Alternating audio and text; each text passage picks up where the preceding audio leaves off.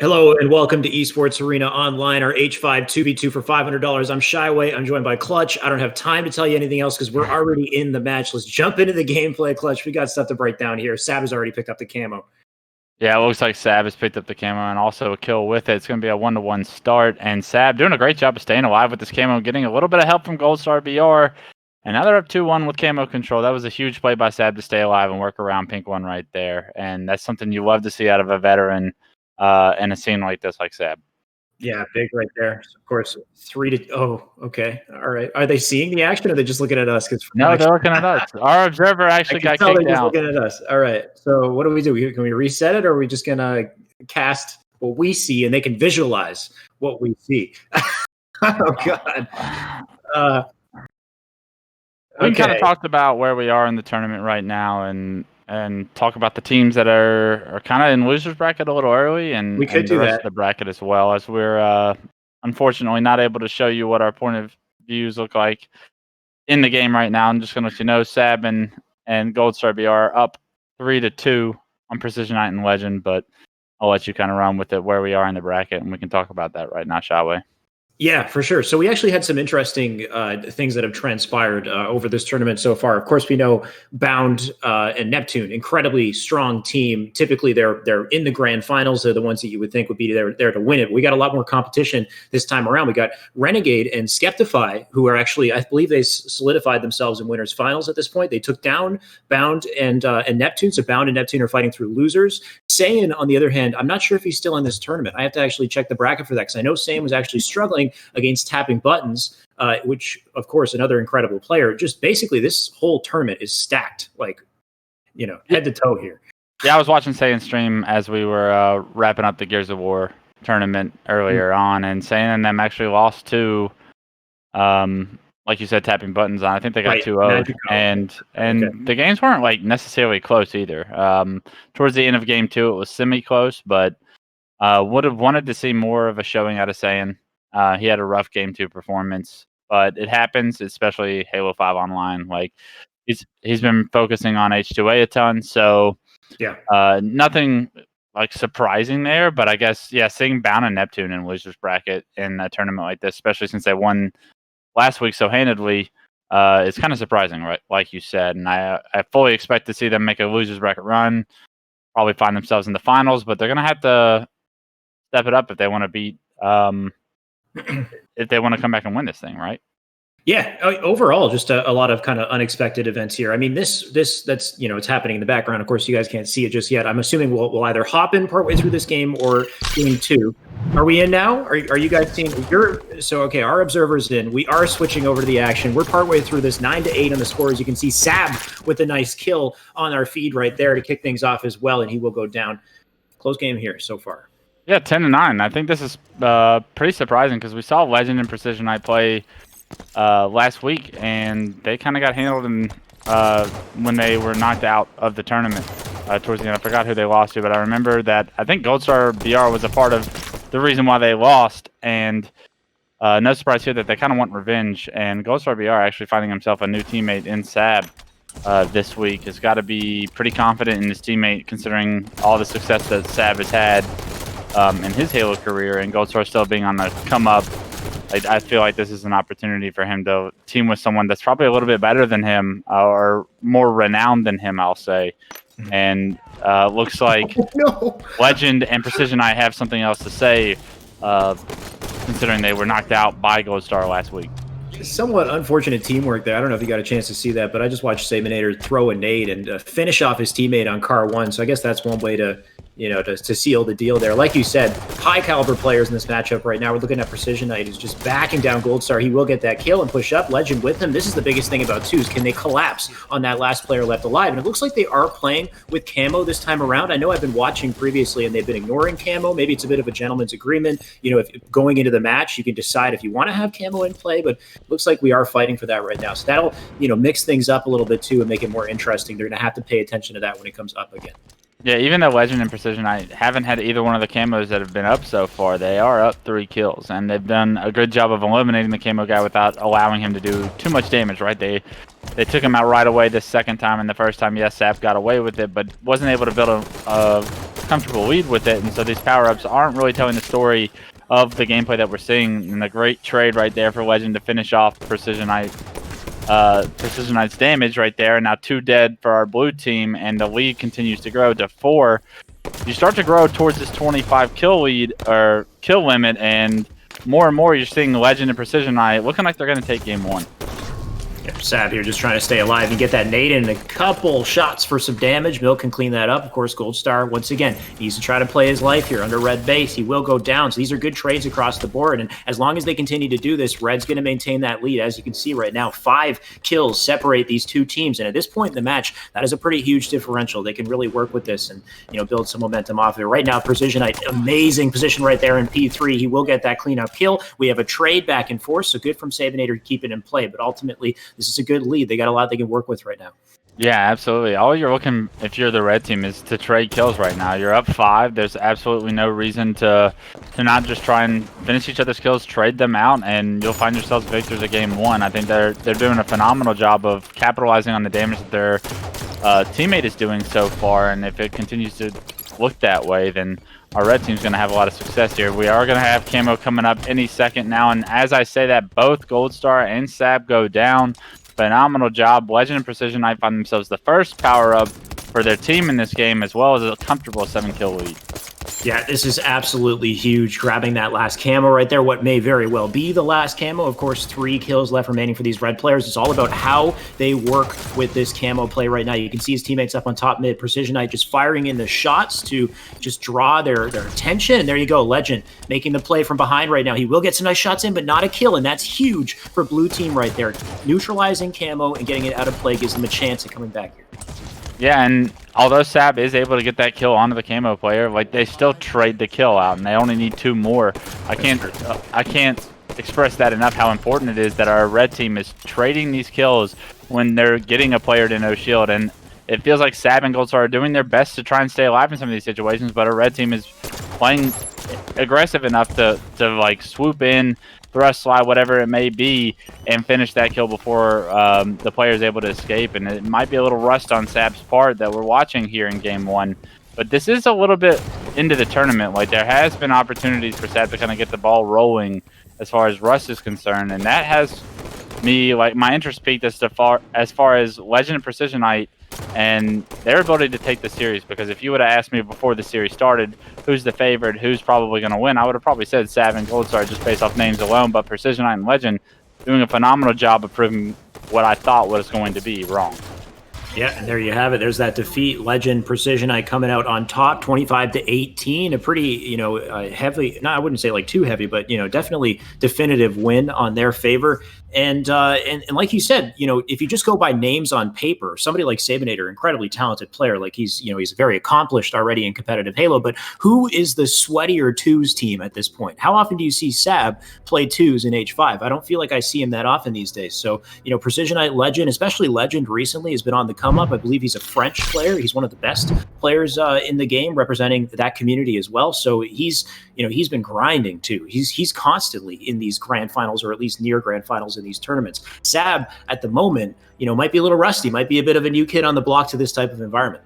Yeah, I think that the consistency that we've seen Legend and Precision Knight, I know they competed last week. I'm going to assume that they've been competing in these for a while now, and I think that comfortability with each other and building that teamwork is going to end up paying off, and it looks like it's granted them a 1-0 lead here in this series. I expect it to kind of continue. That game was never really close, even though more power-ups went in favor of Gold Star, BR, and Sab. More like opportunity to run away with it, it felt like Sab and Gold Star had, but Legend Precision Knight's teamwork was definitely fluent throughout the entire match, and I think that I would expect to see something similar in game 2 unless one of Gold Star or Sab goes off with the snipe here that's going to be on Plaza, and I think that a power weapon could maybe switch things up and tilt the favor.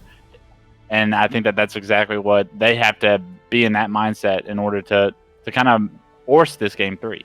Yeah, like you said, Plaza definitely allows those opportunities for these like high skill individual plays. When you have a sniper on the map, when you have OS, you got things like light rifles in the combo. There's so many other elements that you can work with, and the map, of course, a lot more intricate than something like Truth, which is a lot more of an open space, a little bit easier to work and cross together. It's going to be harder to coordinate those team plays. So curious to see how things go here. Like you said, if one player goes off with a snipe, that could dramatically swing the game in one way. But teamwork is the name of the game at the end of the day with these players as well. How well can they coordinate plays? How fast can they fly down on that individual player? If they get one slay, can they quickly take out the other player and just continue a split spawn cycle and continue to apply pressure? That's going to be the biggest thing to look forward to here, and of course, what makes these matches so exciting.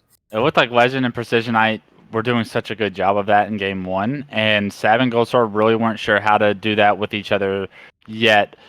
Unfortunately, Shawway, I know you want to get I know you like playing and you want to get into the game yourself, but we are going to ask you to switch to an observer so we can get this game 2 underway. That is okay, this is the thing, guys. It's the first series we're casting. I kind of got into this groove last week, so I had the opportunity to kind of. I have to manually change it every time. I'll be ready every time after every game. So it's definitely something new. I got to match my POV with the stream POV as well. There's a learning curve here. We got this, though.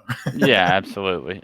So we are going to be jumping into Plaza Slayers Game 2. It's a best-of-3 series. Will Goldstar, BR, and Savinator be able to kind of turn this ship around? Because Game 1, like I said, was not close, right? I think that the teamwork of Legend and Precision, the cohesiveness between the two, understanding what the right play is and how to play it together, just really showed off in that game 1, and I expect that kind of same momentum to roll into game 2 unless, like I said, a power weapon or a power up is significantly going to change the outcome of this game in the favor of Goldstar BR and Savinator. It looks like we are on board with Savinator to kick things off. And the fly is in for the power-up as well, but we actually have an early burn on that. So that's huge for Blue right there in the opening strat. He has an opportunity for the snipe, and you can see Goldstar kind of going off in a bit of a solo play. As long as he keeps himself in a position where he can stay alive, then it's effective, especially on top yellow. He's got some great angles. That fall into yard, though, very risky. I completely disagree with that. He's left Savinator, and Savinator can no longer work with him. He does have the snipe, and he can make some plays, and there's a nice headshot from him to kick it off, but they got to make sure they're coordinating on this. Yeah, if you're Savinator, this game is kind of starting off exactly how you want it to, right? You're up 2-1, you got power weapon control, the overshot's off the map, so you don't have to worry about it. And Savinator can try and make some individual plays with this power weapon and try and get his team a comfortable lead before the next overshield pops. And I think that after a rough game 1, this is the exact situation you want to find yourself in. Savinator up on top yellow. It looks like he hasn't spotted that player, and dip. There we go. Over for the second. He can't quite connect that shot, but he gave out the information, and there you go. He can clean it up for the trade, and that's huge. Just keeping that 2-kill lead. You'll see Goldstar now fly forward. He's going to try to find that sniper, and it looks like he does have it in market right now. As he backs up in a driveway, he can play this safely. He can get the reload set up in a good spot and make this work. Yeah, and Goldstar, that was a little bit of an over challenge from Sab right there, right? I think that he easily could have stayed alive, but he stayed in the gunfight, missed all of his pistol shots, and was punished immediately for it going down. And I would honestly prefer to have the snipe in Sab's hands, so this could affect how the blue team's able to have success from here on with the snipe. But we did see Goldstar last week having a few nice snipes, and I think that he's a high individually skilled player that can go off with it, but that's a beautiful shot, and right back like we never left last week. Goldstar hitting a nice shot, kind of capitalizing on Savinator getting caught off guard at snipe. But just as I said that, he goes down, and the damage has been minimized with this power weapon, right? Like, even though Goldstar just hit that nasty shot and Sav had a few nice snipes, it's only a 1-kill lead. Precision Knight and Legend are still able to use their teamwork and able to collapse on these kills. Overshield just coming up, goes in the hands of Precision Knight, and now they have snipe, they have overshield, and the game is now in favor of theirs. Potential for a huge swing here, as you can see. Precision Knight. Oh, he doesn't spot that player, then almost gets back smacked, but he will get that kill on Savinator. That was a little bit scary for a second there. He does have one shot left. OS is burned now, so can't really make plays with that, but they do have a bit of a lead to work with here. This is great. Precision Knight, of course, with that little stutter step, he's going to try to keep his presence low and watch the loop. He has his teammate above holding angles as well, so this is a solid way to set things up. He's just in a very low position here. If he gets caught, he could very quickly die. He's got to be careful. Yeah, playing for the new snipe that's coming up here in 2 seconds. The red team in a perfect position to pick this one up. They have one bullet left in the old snipe. They know where one player is in blue. He's assuming the other player is going to be playing yard. He's almost correct. Sab's going to actually be pushing out LR. You can see in the observer mode. And now this is a real dangerous spot for our blue team, down 0-1 in the series and playing against 2 snipers. I know Precision Knight only has 1 bullet, but there's still so much presence on the map with 2 snipes. This is not something you're used to seeing in H5-2s. The pace of play slowing down to a crawl as Legend and Precision Knight just look for angles here. They don't need to move. They just need information. A nade comes out that should give away something. Of course, does no damage, but there you go. Saminator with the push. He'll miss the no-scope, needs to back off, and I love the positioning of these 2 players on blue. They're in a great spot to work together if they need to. One Legend. I'm not sure if he can get the best of this trade, and he will go down. That's huge. Yeah, big plays by blue. I love that they were able to slow it down and kind of dissect how they wanted to break this red team setup. And because of it, they were able to kill both snipers. Now Sab finds himself with the new snipe. The other snipe's going to be out of ammo. And both Legend and Precision Knight are kind of stuck trying to regain the map control that they just had. And a beautiful job by our blue team to kind of use the start of what looks like some teamwork to try and build this to a game 3. Huge plays by Legend as well. Just allowed them to secure that OS. Precision Knight right now has the snipe. He's got the OS, a bit of a flashback. He can run it back once again and get a couple body shots.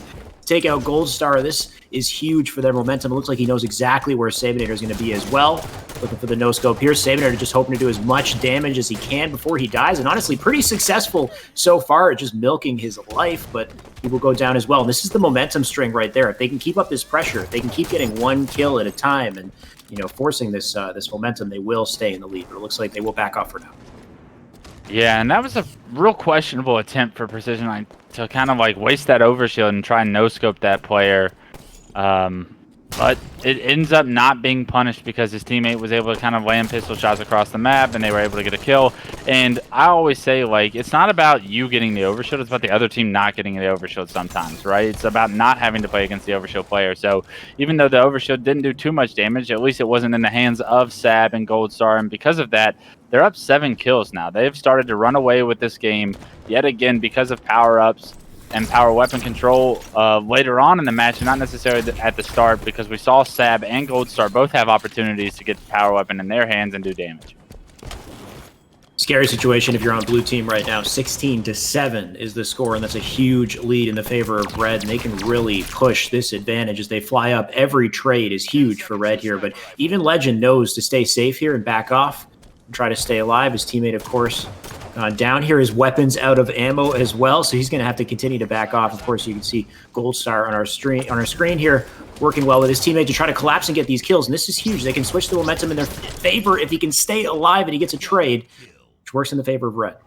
Yeah, and this is kind of the same situation they were in game 1, right? Like, if you trade from here on out, you still win the game. So, great job by red team to pick up 1 kill there. The new snipe is going up, and Legend sprinting right for it off screen. And Overshield as well is going to go in the hands of Gold Star BR, who is going to win this output. The favoritism of Snipe over the Overshield right there by our red team is really going to play an interesting story here. We see Gold Star BR spot Legend. He's going for the kill, does pick up the kill. Now they have Snipe and Overshield control. They know where Precision Knight is. They need to slow this game down. Only down 6, but not a lot of room for error having the game be played to 25. It's all up to Gold Star right now with the snipe in his hands. 17-11. They still got a bit of a hill to climb here, and you can see the red players completely split on the map. One literally hiding in the bottom of the lift, the other in cafe. Gold Star seems to have some knowledge of it, but of course can't play too aggressive here. Much slower gameplay than you're used to. I think I'm watching too many Bound live streams where he's just literally thrust sliding up on everything. Meanwhile, these guys are just stutter stepping around the map looking for opportunities. Yeah, I think if they were up 1-0 in the series and they were up in this game too, you would see a little bit different pace with the sniper. But because every mistake that they will make from here on out will be capitalized on, and their tournament lives are like on the line, right? Like they're going to get knocked into the lower bracket if they lose this series. I think there's a lot more caution to be played with when given this opportunity. And just like that, they do get caught off guard a little bit.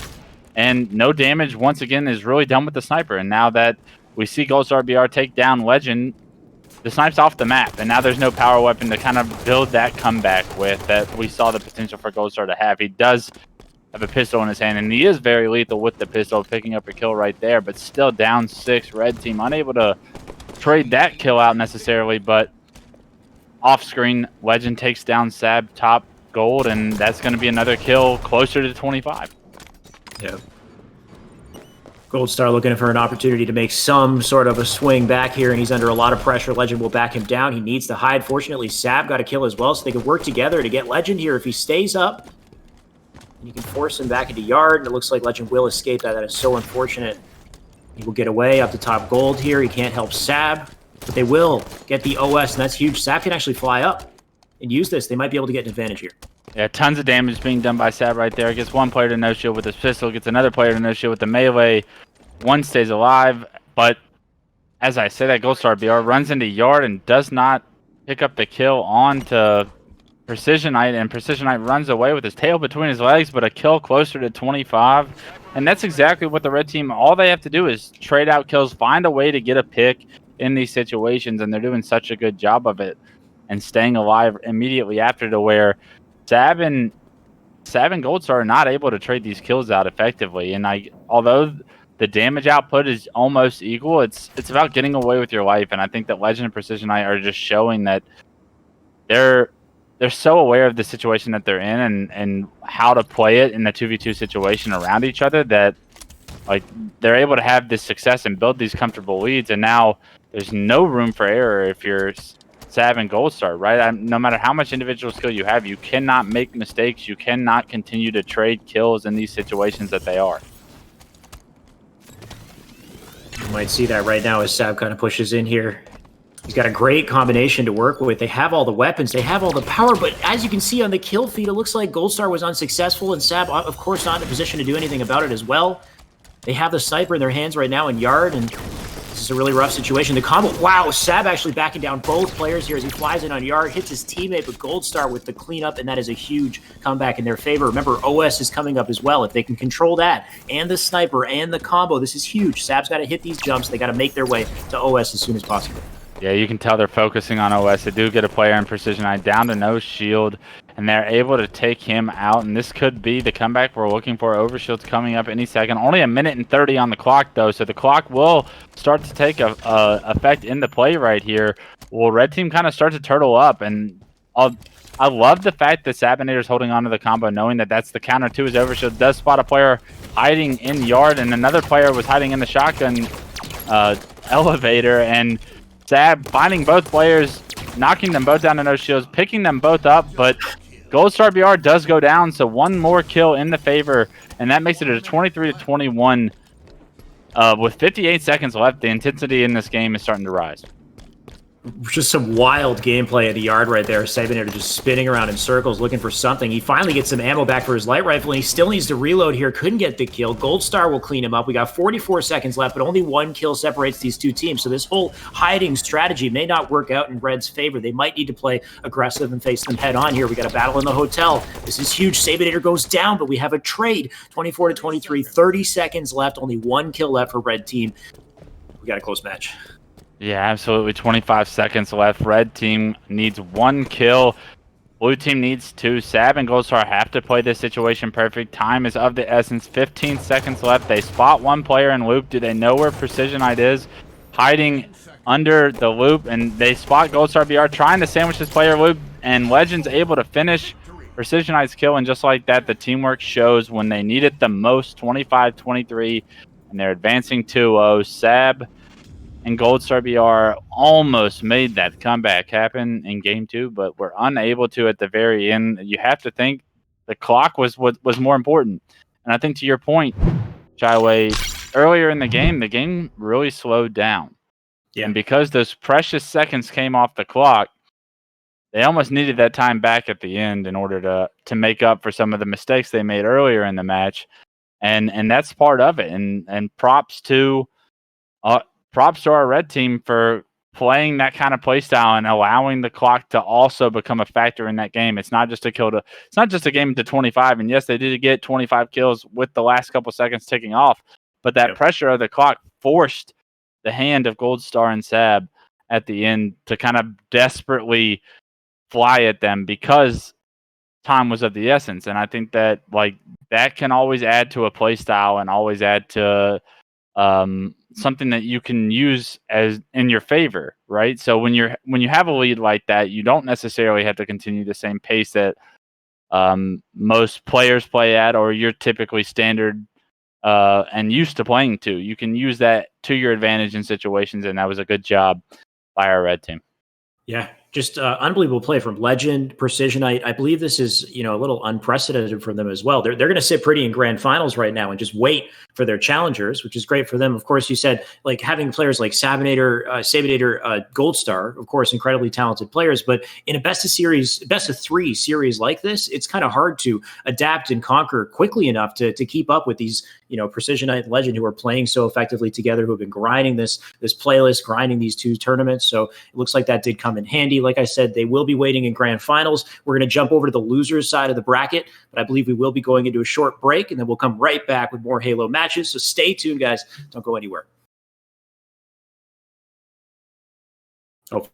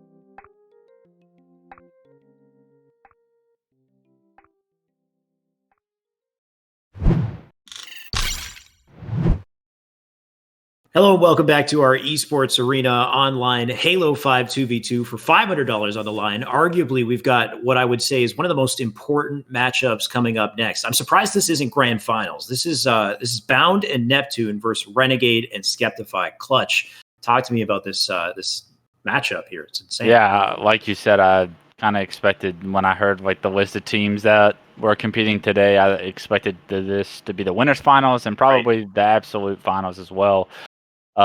But unfortunately for both these teams, you're going to find each other against each other in the losers quarterfinals, right?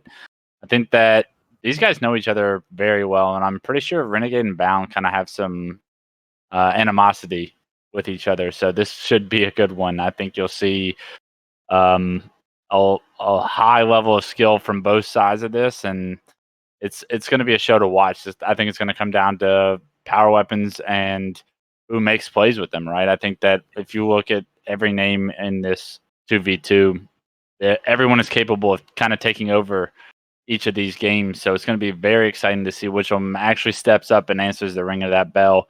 And as we say that the game one is going to be loading up, we're going to be on Truth. First to 25. And I think that both these teams, having already lost in this tournament, it's going to be interesting to see who's kind of like off their game, because that's going to be very noticeable very quickly if the other team is playing well. As far as each individual player and things like rivalries go, like you said, though, so of course all four of these players are contenders for some of the best players in H5 that still play the game.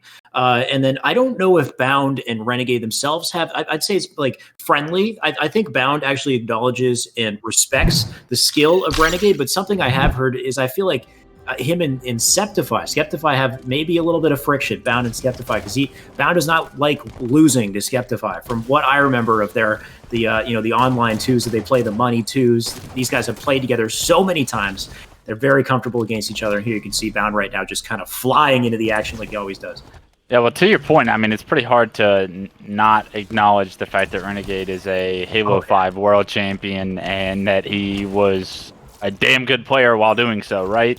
So saying anything otherwise is pretty ignorant, and you have to acknowledge it. Bound not having proved himself in a high stage performance match yet, I think, is kind of the underdog in that situation. Not saying he can't do it, but I'm just saying he hasn't done it yet, and that he still has a lot to prove to other people. And I think that he probably needs to prove some stuff to Renegade, and this could be an opportunity to kind of get that started. I know it's an online 2v2 tournament, but you can start getting that chime going down. And as I say that, Bound does pick up the first kill of game one, and I love seeing that out of him because I'm kind of rooting for this guy, right? He's like the next young online god that we hear about. He's got a chance to make a name for himself in Halo, and the Halo 2 Anniversary Series with a pretty solid squad that they did a great job yesterday advancing through the open bracket. Looking forward to seeing them play next week. But he still has an opportunity here to kind of beat Renegade himself, and I'm sure that this is a real personal matchup between everybody involved, Neptune included, right? Yeah. I mean, as far as raw movement capability, I'd say that man has nothing to prove. But of course, he needs to get those real LAN wins under his belt. In the meantime, though, he is just a force to be reckoned with online. So we'll find out, of course, how things transpired here. A very close game to start things off. We're already almost 2 minutes in, and we only have 5 kills in total between both of these teams here. We've got a big battle coming in with Skeptify and Bound. It looks like Skeptify will not win that one. Unfortunately, will go down. That's 2 players up on blue, and they can work on this collapse together. Here we have it on top mid. That's a big kill from Neptune onto Renegade, and this gives them a great opportunity for some momentum as Bound right now collapsing up on this 1v1 with Skeptify once again. Yeah, great job by Bound and Neptune to single out Skeptify Pink 2, get the kill, and then Neptune flying top middle is able to pick up the kill onto Renegade, and now they've fought multiple 2-on-1 situations right here, and this is perfect 2v2 play, right? Being able to consistently keep one player on the other team dead at all times and force these 2v1 situations to where you're always up a player and you're always able to kind of sandwich one player on the other team at all times is just phenomenal. And now it's 9-2, and you consistently are seeing 2v1, v2v1, v2v1. And it's because the pace that Bound and Neptune play at when they play 2v2s and the teamwork that they have, it's really starting to show off in game one, and they're kind of exposing the lack of teamwork that Renegade and Skeptify have to answer. And it's so huge that both of those members are staying alive throughout this entire process as well, because the only real objective here from these players on red is to hopefully get some sort of a trade, at least take one of them out and just kind of threaten that momentum, just disrupt the momentum for a little while. But if they can't do that, then this pressure continues. And as you can see, Skeptify going down once again. We got Bound on screen right now, who's just flying up with his teammate, shots into Renegade. He'll take him down. It's a killing spree for Bound as well, as both of them are on P1. They can push up on blue base, and Skeptify, he is completely isolated in that situation. The body shots come in. You know Bound's feeling it. All the pressure's in their favor. Yeah, and almost every one of these kills, like I'm trying to like punctuate on, is a 2v1, right? It's such a losing fight for either Skeptify or Renegade to try and not only win a 1v1 against Bound or Neptune, but to try and outshoot both of them at the same time or maneuver around the map to where you can angle it to a 1v1. It's almost impossible, and it's continuing to feel impossible for them in a 15-3. This is becoming a blowout right now. Bound and Neptune showing that they have so much practice in 2v2s together, and it's really starting to pay off. It's definitely starting to look that way. I think things can quickly change if Skeptify and Renegade could just get a rhythm going. Remember, they already won in this tournament previously on the winner's side. They're the reason that Bound and Neptune are in losers to begin with. So it's definitely something that they can, they're capable of. It's just a matter of whether or not they can get that momentum going. They can get a rhythm going here, because right now it's quickly slipping out of their hands. 17-4 is the scoreline. As Skeptify just working to try to find something. He will grab one across the map. Beautiful shots into Bound, but unfortunately can't get the kill. There will be a trade from Renegade, so that works in the favor of red, but ultimately it's looking like too little too late if they can't put something together now. The biggest difference right there is that Bound was able to get the kill before going down, and although like that doesn't seem like a whole lot, it stops any momentum of the red team and Renegade and Skeptify making another 2v1 after that situation. If you're able to get one kill, it stops that entire like map control push that Renegade and Skeptify would have been able to do. That's something that Renegade and Skeptify weren't able to do earlier in the game, and that's why Bound and Neptune continued to just rotate and pick off a kill every single time they flew across the map. And that one kill makes such a big difference to any potential momentum that our red team was trying to build right there. And as I say, that it's still going to be a 20-8 lead. And if they're continuously getting that one kill, this game is going to be over and over fast. Yeah, and that seems to be just the key trait that Neptune and Bound have, is their ability to land at least a trade before they die. They are so good at disrupting the momentum of the opposite team and just getting in your opponent's face and at least getting some sort of a melee trade, getting good shots in so their teammate can finish him off. They don't really play passive either. A lot of teams will, when they die, they'll try to kind of hole up, and as we see that, of course, Skeptify will get that nice little back smack. But these teams will, try to play passively for a bit when they're under pressure. But I noticed the Bound and Neptune, they don't really even do that. They typically thrust slide off spawn to a high area of the map, a high ground on the map, and they fight from there. They play passive from that location. So they always kind of checkpoint themselves at a nice spot in the map before they kind of, just stay still off spawn and try to hide. And that always seems to work in their favor. Yeah, I think another important aspect that they're extremely good at is staying alive long enough to get a play. And that was a phenomenal little cheese thrust slide up the ramp in order to kind of get an angle that was unexpected by Skeptify there, and then a nice perfect to end the game by Neptune. Unbelievable game one for our blue team. But the point I was going to make was Bound and Neptune do such a good job of being such difficult kills. And being such a difficult kill buys your teammate time in order to impact the situation that you're dealing with.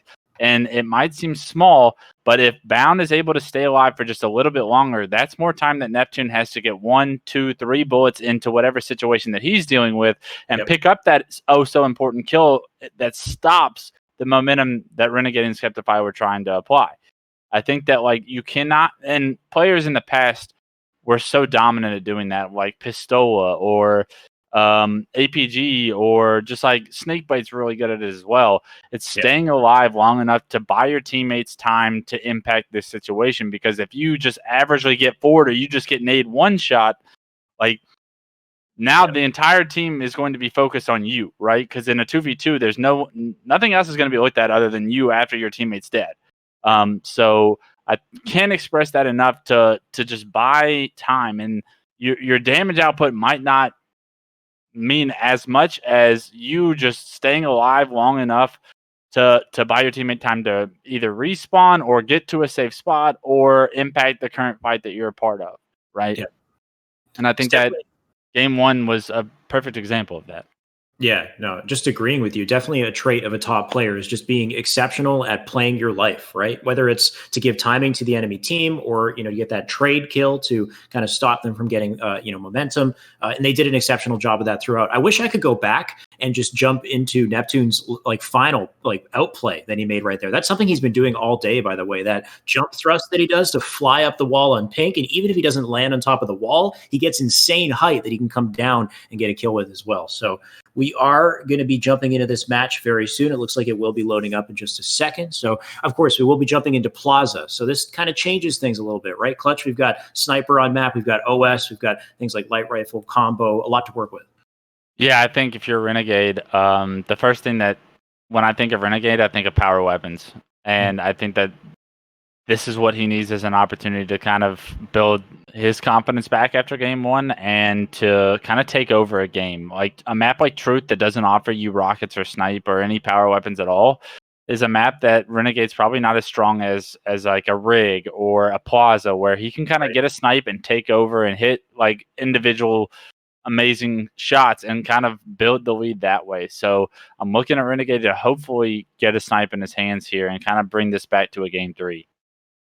On that note, let's see if we can kick it off with Renegade. We have our game loading up here on screen. Of course, 2v2 Plaza. We're going to see if Renegade can maybe get his hands on the sniper. Maybe they can get this OS. Of course, that's going to be the point of contention to kick things off in this matchup. I'm switching over to Renegade. Hopefully the Observer is going to do so as well as we launch into the fight here. Bound going straight for the OS, and he is successful in grabbing it as well. So that's huge for Blue to kick things off here. Renegade knows he has to play safe, but of course he wants to try to take advantage of that sniper when he has the opportunity. Nice shots in a Neptune to back him down. He starts to make the rotation to nest here, but he's under a lot of pressure. He needs to back down or Bound will take him out, and that's a huge start from Blue.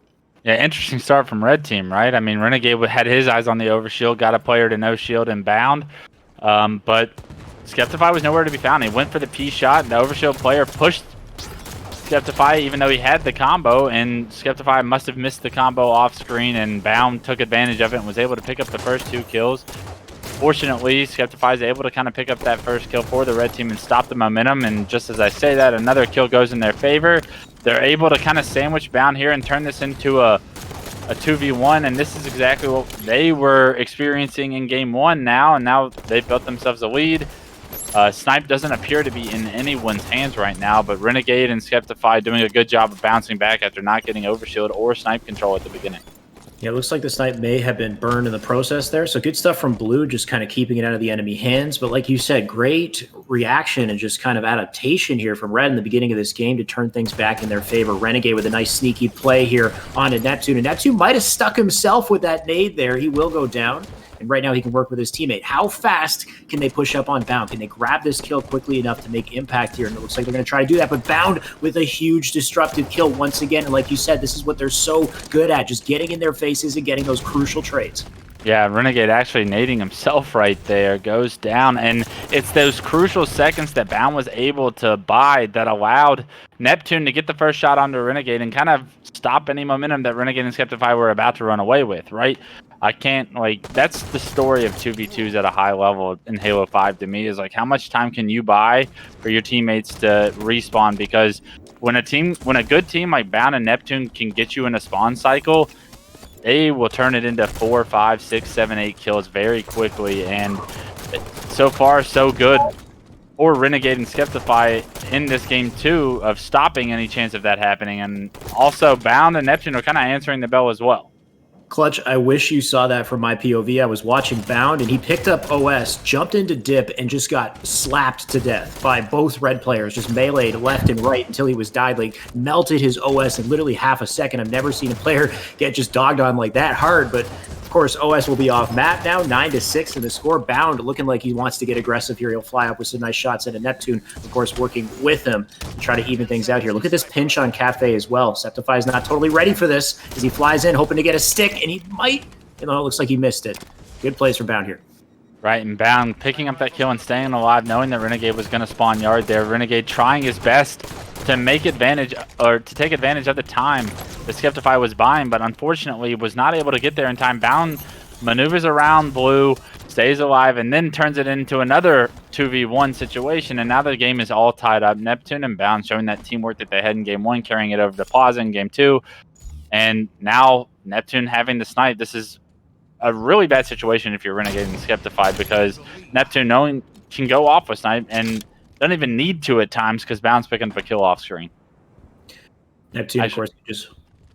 What's that? You go. Neptune actually picked up a snipe kill. It didn't show up in my kill feed, but great job by Neptune there. But actually stopped playing for a second, it looked like, and goes down himself. And just like that, Bound goes down. So Renegade and Skeptify going 2-0 against the sniper control, and not much damage being done with the sniper. I know Neptune did pick up a kill, but you expect sprees to happen, I feel like, when a player like Neptune picks up the snipe. And round 2 doesn't go his way either, and now Renegade and Skeptify both fly into blue and are able to pick up that snipe. On top of not really being successful with that sniper, Neptune tried to fly back into Cafe and get it again, and he got taken down again, and now Renegade's just going off with snipe here. A nice headshot from him, looking into top mid, just trying to deny that OS as long as he can here, and Bound not let him have the angle. Of course, that clamber ledge on top mid is so pesky. Yes, Skeptify, great job knocking him off. And we'll see the camo, or OS still in play, of course, in the center of the map here as these players just look to hold the angle. Renegade is not letting them have it as he flies up from center map. Looking for another opportunity here on Neptune, but he can't afford to be too aggressive here. With Skeptify flying in, they do actually have the OS. This is huge for Red. Yeah, unbelievable plays by Renegade right there to kind of stop both players from blue from getting the overshield, and in turn buys just enough time, picks up a few kills on the way for Skeptify to fly in and get the overshield, and they're able to turn it into 2. And now it's 17-12. Renegade and Skeptify looking to take this to a game 3. Bound getting the best of Renegade right there as he will go down. We'll change POVs over to Bound and see what he's up to right now with the combo. And Cafe not fast enough to help out Neptune right there. It looks like he will back off and play his life, and I like that decision for Bound. Actually, I take it back. He will get melted by the beautiful shots from Renegade cross map. Looks like Renegade's starting to laser up here, and you can see it in the scoreboard. They got a lot of momentum in their favor. Yeah, this game is going to have been decided. I'm already calling it by the Renegade snipe play when Overshield was coming up, and that's kind of exactly what I wanted to see out of Renegade, to have the opportunity with the power weapon to change the outcome of the game. And he was able to kind of pick up a few kills with it and get his team an Overshield and turn it into a snowball effect. They are up 5. This game is not over by any means, but Renegade has built himself and Skeptify a pretty comfortable lead as Snipe comes up, and Bound now has an opportunity to make a play himself and turn this back into a close game. On screen with Bound with the sniper here. He's up on S4 trying to stay alive. Looking for a shot, doesn't need to. A stick will land on Neptune for the trade though, and Bound still in a favorable position with this snipe here. Of course, OS will be coming up in a bit. I know it's very late from the last grab, but he will want to prioritize that in just a second. Looking for an unpredictable angle though, hopefully on the door, and that does leave Neptune out to dry. He goes down alone, and he can't afford to give up this sniper here. He's in a rough spot. He's going to get challenged by both of them at the exact same time, and he can't even get a body. He will get taken down there. I'm not sure how I feel about that play from Bound. I feel like he should have backed off. Yeah, I don't think he had anywhere to go, though. I think that Renegade and Skeptify, once they pick up the first kill, they smell blood in the water, and they were swarming like sharks, and in doing so, took out the snipe. The overshield that's coming up doesn't matter. Skeptify ends the game with a nice headshot with the snipe, and that's going to be a 1-1 series. We're going to game 3. Couldn't have it any other way, Clutch. No, absolutely not. And that's exactly what you want to see out of our red team, right? Like, they kind of got slapped in game 1, but game 2, they were given the opportunity to make a play to kind of run away with it. And Renegade bought so much time with that overshield up top mid with sniping in blue, right? I think that was where the game was won or lost. And you saw Neptune and Bound's patience kind of like, we want this overshield so bad that, and we know Renegade's watching it with snipe, but we got to go for it at some point. And every single time they tried to go for it, Renegade just took their head off. And Skeptify got knocked down to completely no shield when he picked it up, but bought just enough time with his head down to pop the overshield and then turn it into 2 kills immediately after. And that's kind of where that 5-6 kill gap started, and they never looked back from that point. I think that if you're Renegade and Skeptify, like, your confidence just grew because game 1 was like pretty ugly on the side of Neptune and Bound. And then game two, like was looking like it was going to go in that direction until that overshield play happened. Yeah. Yeah. I mean, you called it yourself before the match. Just Renegade with the sniper is really going to seal the deal here. And I heard Observer in my ear. So let's just make sure we get this set up. We will be jumping into our next match very soon, of course. So Renegade Snipe kind of sealed the deal in that match. But of course, jumping into Regret, he's not going to have that opportunity. We still have the OS, and that's going to be a hot point of contention. You got the combo to counter that as well. But this is a very different map. I feel like this is a map that kind of plays in the favor of Bound and Neptune. I'm kind of leaning on that side, but we'll see what happens here. Of course, Renegade Skeptify, no slouches here. Renegade, a Splice champion. We've got some incredible talent on both sides of the roster here, so it's going to be a sweaty one for sure. Yeah, I would say Regret and Truth probably play more similar than Regret and Plaza. So definitely would assume that Bound and Neptune kind of have a leg up right now, but game one was just one game in the history that is Renegade and Skeptify's Halo 5 career, right? Like, you can have a bad game, things can't go your way in a game. I think it's important to just pay attention to who's staying alive and who's working together better, and I think that will tell the story of the outcome of game 3. The outcome's going to be definitely affected by this early OS grab. And it looks like Skeptify managed to grab it. Renegade will get a kill on Bound, which is pretty big. And Skeptify now flying up for this double team on Neptune. Huge to start the match here. And one thing with Regret is it's very easy to manipulate the spawns and just isolate one or the other. It looks like they might have actually got a bit of a split here as Skeptify flies up on Bound. Bound alone in blue base. Of course, Neptune would be spawning over in red. You can see him already by the outline. Skeptify can now fly up with Renegade using the rest of his OS here, and they can start to collapse and create this momentum string in their favor. Yeah, we do want to see Skeptify be a little cautious here. He ended up pushing both players by himself because Renegade ended up pushing Karst out of the map. Does actually pick up a kill by himself in a 1v2 situation, though, and that's going to comfortably have this lead at 4-1. Renegade going to back off, go back top middle, wait for Skeptify to spawn before doing too much work, and Skeptify and Renegade both spot a player trying to get into red. And unfortunately for that player, he is taken down immediately.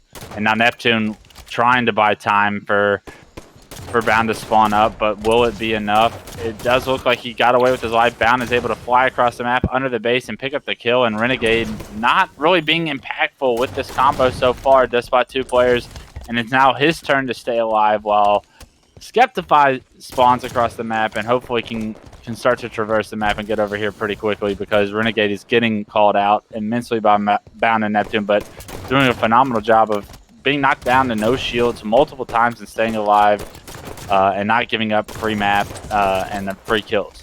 Yeah. Of course, that combo is such a risky weapon as well. As powerful as it is, it's so loud, you can hear exactly where that player is from far away every time he opts to charge it. So he has to be very careful with how he uses it, of course. And Renegade now flying up in top mid, looking to do something about that player. It looks like he was successful. Of course, OS coming up very soon as well. They have to start to make that rotation as Renegade stays alive. This is huge. Skeptify also has an angle as well. He'll fly in for the OS, and it looks like Skeptify grabbed it there. That's a huge grab in the middle of the game here. They have the lead. They have the combo. They have the pressure in their favor. It's going to be very hard to back them down. It looks like Skeptify has already predicted Neptune's play. That's a huge collapse right there.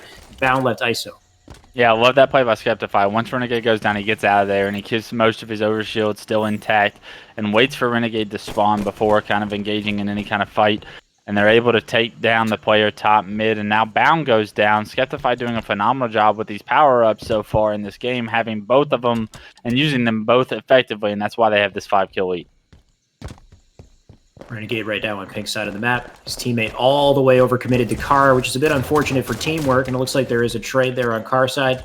Renegade with the information on that player, blue Car. He's going to push this advantage. Watch how aggressive he plays as he tries to use this high ground to his advantage here and take advantage of the fact that his teammate is currently on spawn as well, but Neptune will get the best of that fight. Big play from Neptune to kind of swing things back in their favor. We'll see if Bound and Neptune can get something going here in a map that I figured would be in their favor. It looks like they're struggling in the first half. Yeah, Neptune with the movement right there, crouching, duck dip, diving, and dodging all of Renegade's shots, is able to come back in that fight against all odds and turn the tide for just a moment. But as I say that, Bound and Neptune both go down, and Renegade and Skeptify really showing that they started to heat up in game 2 and continuing that momentum into game 3. It's 7-12 right now. Bound and Neptune from game 1, where are you? Because it's looking doom and gloom right now. And this next overshield coming up in about 20 seconds is going to be a must grab if you're on the side of the blue team. Unfortunate that Renegade gets spotted there. He will have to back down on Carr. He knows that enemy's up on top mid, trying to chip some shots into P1, but he's unsuccessful there as well. And it looks like OS is just about to come up there. This is a huge opportunity for both red and blue team as Neptune set up to grab it. Spots Renegade, he'll fire shots in. Renegade will go down, but the quick grab from Skeptify just slipping in there and grabbing OS. He will take Neptune in the process, 14-8. They have 3 OSs in a row, and now top mid control. Massive plays coming up from red team in game 3. 3 OSs and 3 OSs go to Skeptify, and this is a great job of just power-up control and understanding how vitally important it is to have these. And as he picks up the overshield, he's actually fighting a 1v2 situation. It's a perfect kill on the bound, takes down Neptune after with a little bit of help from Renegade. And that was a must-grab power-up for Bound and Neptune that they were unable to get. Skeptify doing a phenomenal job of knowing the exact time that power-up was coming up and being on it the second it comes up. With all the chaos that was going down bottom middle, Skeptify was able to understand the situation and read it perfectly in order to kind of build this lead.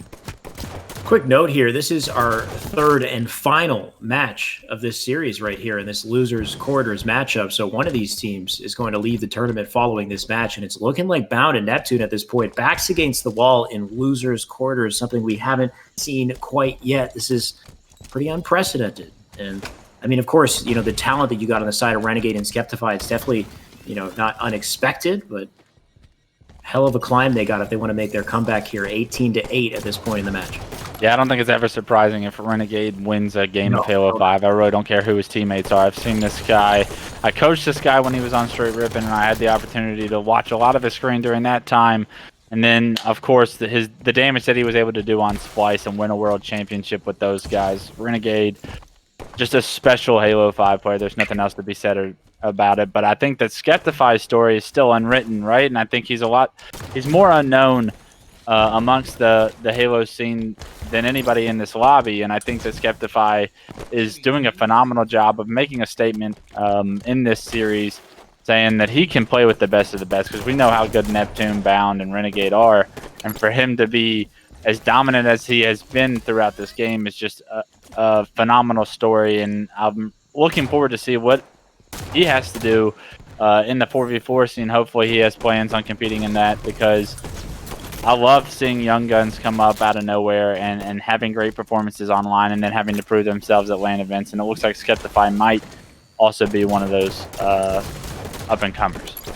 Definitely an opportunity to shine for Skeptify right here. They lead in dominant fashion, only 2 kills left to seal out this entire series. And of course, we're on board with Renegade right now, who's trying to seal the deal. He will get taken down.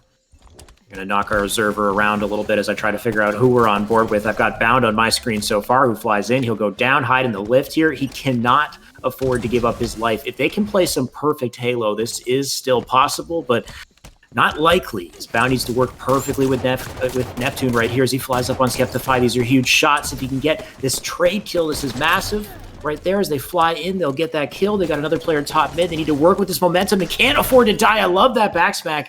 And they will now isolate a spawn in blue base as well. They can continue to snowball this momentum. Is it too little too late, Clutch? Can they make this comeback? I don't know. Yeah, it was too little too late, and then they got 2 kills, and now my head's starting to think that it's not. And if they're able to pick up 2 more straight kills, then we're talking.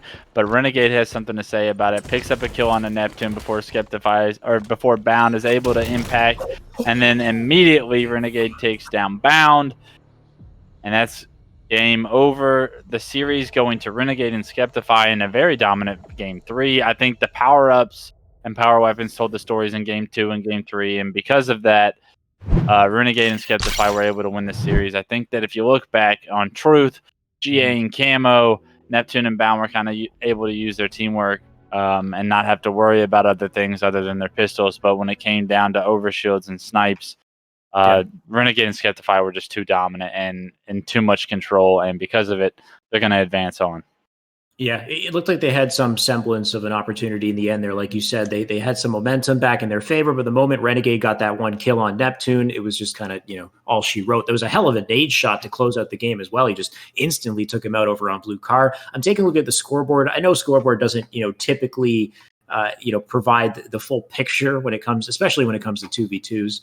A bit of an unfortunate game for Bound, though. I'm trying to imagine what the composure might be like on the Bound Neptune squad right now. Just hopping into their stream a couple hours ago, they were kind of bickering with each other. I feel like when things, aren't really flowing between the two of them, they get a little bit aggressive with each other, and it can kind of break their cohesion, and they start to kind of they might be losing momentum just based on composure. So I wonder if there's been a bit of arguing on these plays, whether or not they both feel like they're, coordinating plays in the way that they should be. I can only imagine there's a bit of back I don't and know. forth. I don't know these players. Like I know some Right. players, and I'd be able to like distinctively answer something like that too. Mhm. But what I will say is I've watched Bound and Neptune play together a lot, and whether or not twos or fours, I think that they have a very close relationship with each other, and they have a lot of experience playing with each other. And I wouldn't expect like a 2v2 on a Sunday evening to kind of interrupt that relationship by any means. And I don't think that they were probably fighting or anything. I mean, yeah, it was a rough game, but it's going to be a rough game if you're giving overshield Yeah. to the other team every single time. So I don't really take too much into the stats either. I think that, especially in a 2v2, like stats don't typically tell the story ever because, I mean, what did you want Bound to do, right? He's playing Right. against an overshield Skeptify and Renegade flying at him. Like, the stats are going to be bad. I think that it's stats tell a much more important story in a 4v4 situation because 2v2 is like the score is what it is. There's only two players on your team. Like Yep. your team's only getting kills because of your teamwork. Like hardly ever does it come down to like one individual really like dominating and taking over. I think that it was phenomenal play out of Renegade and Skeptify, and they deserve to move forward.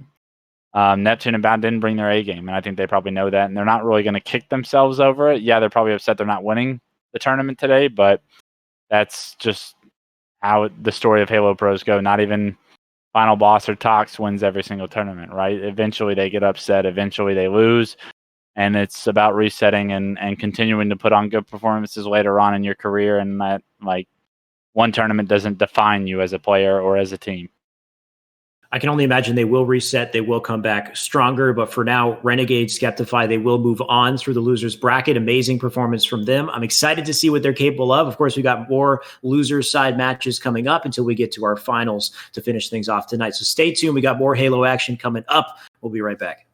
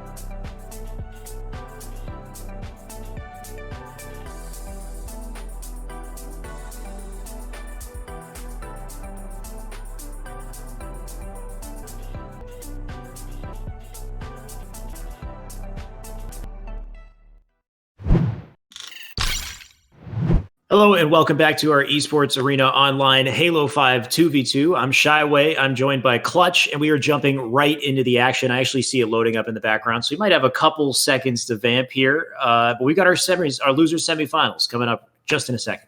Yeah, continuing on with Renegade and Skeptify's losers bracket run, and they're going to run into Tapping Buttons and Magico, right? I think that we saw Tapping Buttons and Magico play off stream earlier, and they were playing pretty well, beating Saiyan and knocking him out of the tournament, actually. So you know that they're playing pretty well, but Renegade and Skeptify having just come off a big win on Neptune and Bound, you kind of expect them to win this series, but hoping this is a close one, Shaway, and I think that as it starts off, Renegade finding himself top middle and some nice shots on the Tapping Buttons, starting off exactly where he left off last series, shooting very well, and hopefully Renegade and Skeptify can kind of get something going on Truth, because last time it really wasn't their map.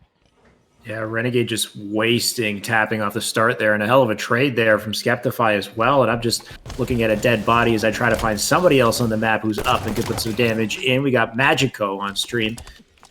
He's going to try to back down in blue base right now. He has to work with his teammate, of course, in these early moments of the game to set that momentum going forward. He's got Tapping Buttons underneath him with the challenge onto Pink. Try to land some chip shots in. He can afford to fly in here, but he'll change his angle for a quick second there. Almost gets taken out by that nade. Yeah, good job by staying alive by Magico right there. And Magico and Tapping are able to find a kill onto Renegade using some teamwork there to finish him off. And now it's a 1v1 between Tapping Buttons and Skeptify, and it looks like they both kind of decided to back off the fight and both wait for their teammates to respawn and get involved. And that's going to favor Magico and Tapping Buttons as they find Renegade with his pants down, bottom middle. Tapping Buttons is going to find Skeptify under red as well, and a 2-kill lead for our blue team, starting this series off exactly how they won. I mean, you really think that Renegade and Skeptify are going to find themselves in the finals, but Tapping Buttons and Magico having something to say about it so far, winning some very key one-on-ones as well as showing a good amount of teamwork early on in Game 1. Yeah, both Tapping and Magico definitely not slouches when it comes to Halo 5. And, of course, they took out Saiyan and his teammate, Saiyan and Vetra previously just to get up to this point. So they have a lot of momentum on their side as well. They're no strangers to taking on players of this caliber. So Tapping right now, look at that collapse from both sides of Car as they just melt. Skeptify, you can see the pink spawn for Renegade. He takes a couple shots into the side there as his teammate Vic starts to push up. They can go for the collapse once again. So the momentum clearly in the favor of Blue right now as they're predicting spawns once again. I believe it should be Car side as he pushes up through through red base just to make sure that it's not there. It looks like we actually have a blue spawn. They'll split through top, mid, and pink.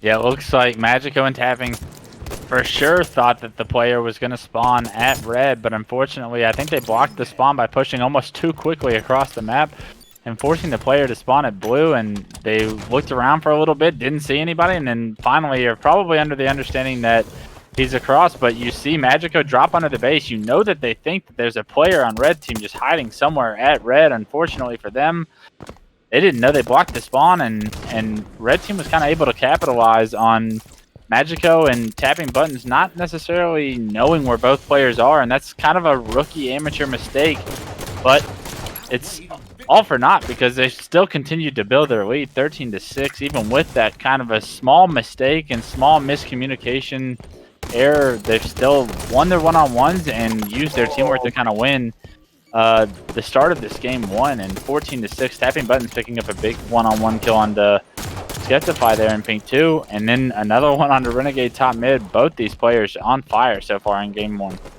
Dude, Tapping is just lighting up the competition right now, both with the Silence Pistol and the Magnum. Nice to see him taking advantage of that weapon on bottom mid. He's on, I believe, a spree at this point as he just backs down in Car. He'll let his teammate work with him. They've got so much momentum in their favor right now. Pink control as well. They've forced them back into red base, and we'll see how Tapping works top mid right here. Toss a nade. He should maybe get a hit marker. It looks like he doesn't. They're actually not sure if they're in red base anymore, so they're going to hold Pink right now as he flies out. Some nice shots in his Skeptify to back him down, but Renegade will fly in with the chip shots to get the kill, and that's a huge trade right there. Renegade with another kill as well. He can start to swing things back, hopefully, as he makes his way up into P2. Yeah, that's a big double kill by Renegade there, because if they're not able to get those kills in their favor and get a little bit of map control, then this game's probably over, right? 17-8. It's already looking grim, 18-8, and with the map control, Renegade's not able to do much of anything, and tapping buttons, flying top middle is able to pick up Skeptifier immediately after Renegade goes down, and they continuing to build this lead. And I think that this is very familiar to what we saw Bound and Neptune have success against Renegade and Skeptify on Truth, right? This is not Renegade and Skeptify's best map as a duo when playing in 2v2s, and it's showing its ugly head once again in this next series as 20-8. It looks like this game's pretty much over, right? Machiko and Tapping Buttons doing a phenomenal job of making sure they capitalize on a map with no power weapons and get off to a good start in this series.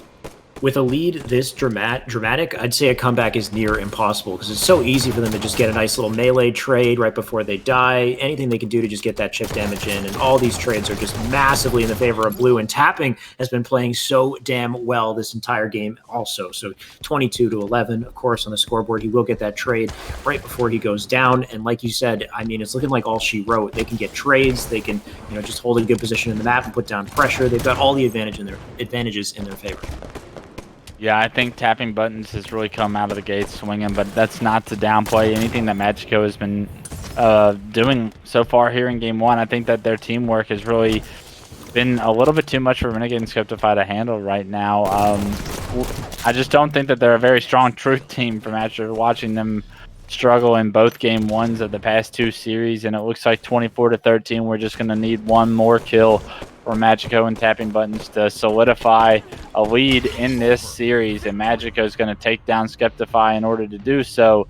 25-13. That's a very dominant performance, and we're going to once again have to see a Game 2 on Plaza from Renegade and Skeptify. We're going to have to see a very strong individual performance from them in order to take this to a third game, because Renegade and Skeptify, I mean, like, you cannot continue to put yourselves in holes and expect to climb out of them every single time. I think that, like, yes, the last series, the last two games of the last series were very dominant performances from Renegade and Skeptify, but it's only a matter of time until that comes back to bite you, right? And I think that, like, Renegade, unfortunately, like, isn't going to be able to, like, get you out of that hole that you've dug with the snipe every single time in Game 2. So they're going to have to figure something out, and they're going to have to do it quickly, because going into Game 2, it's going to be very interesting to see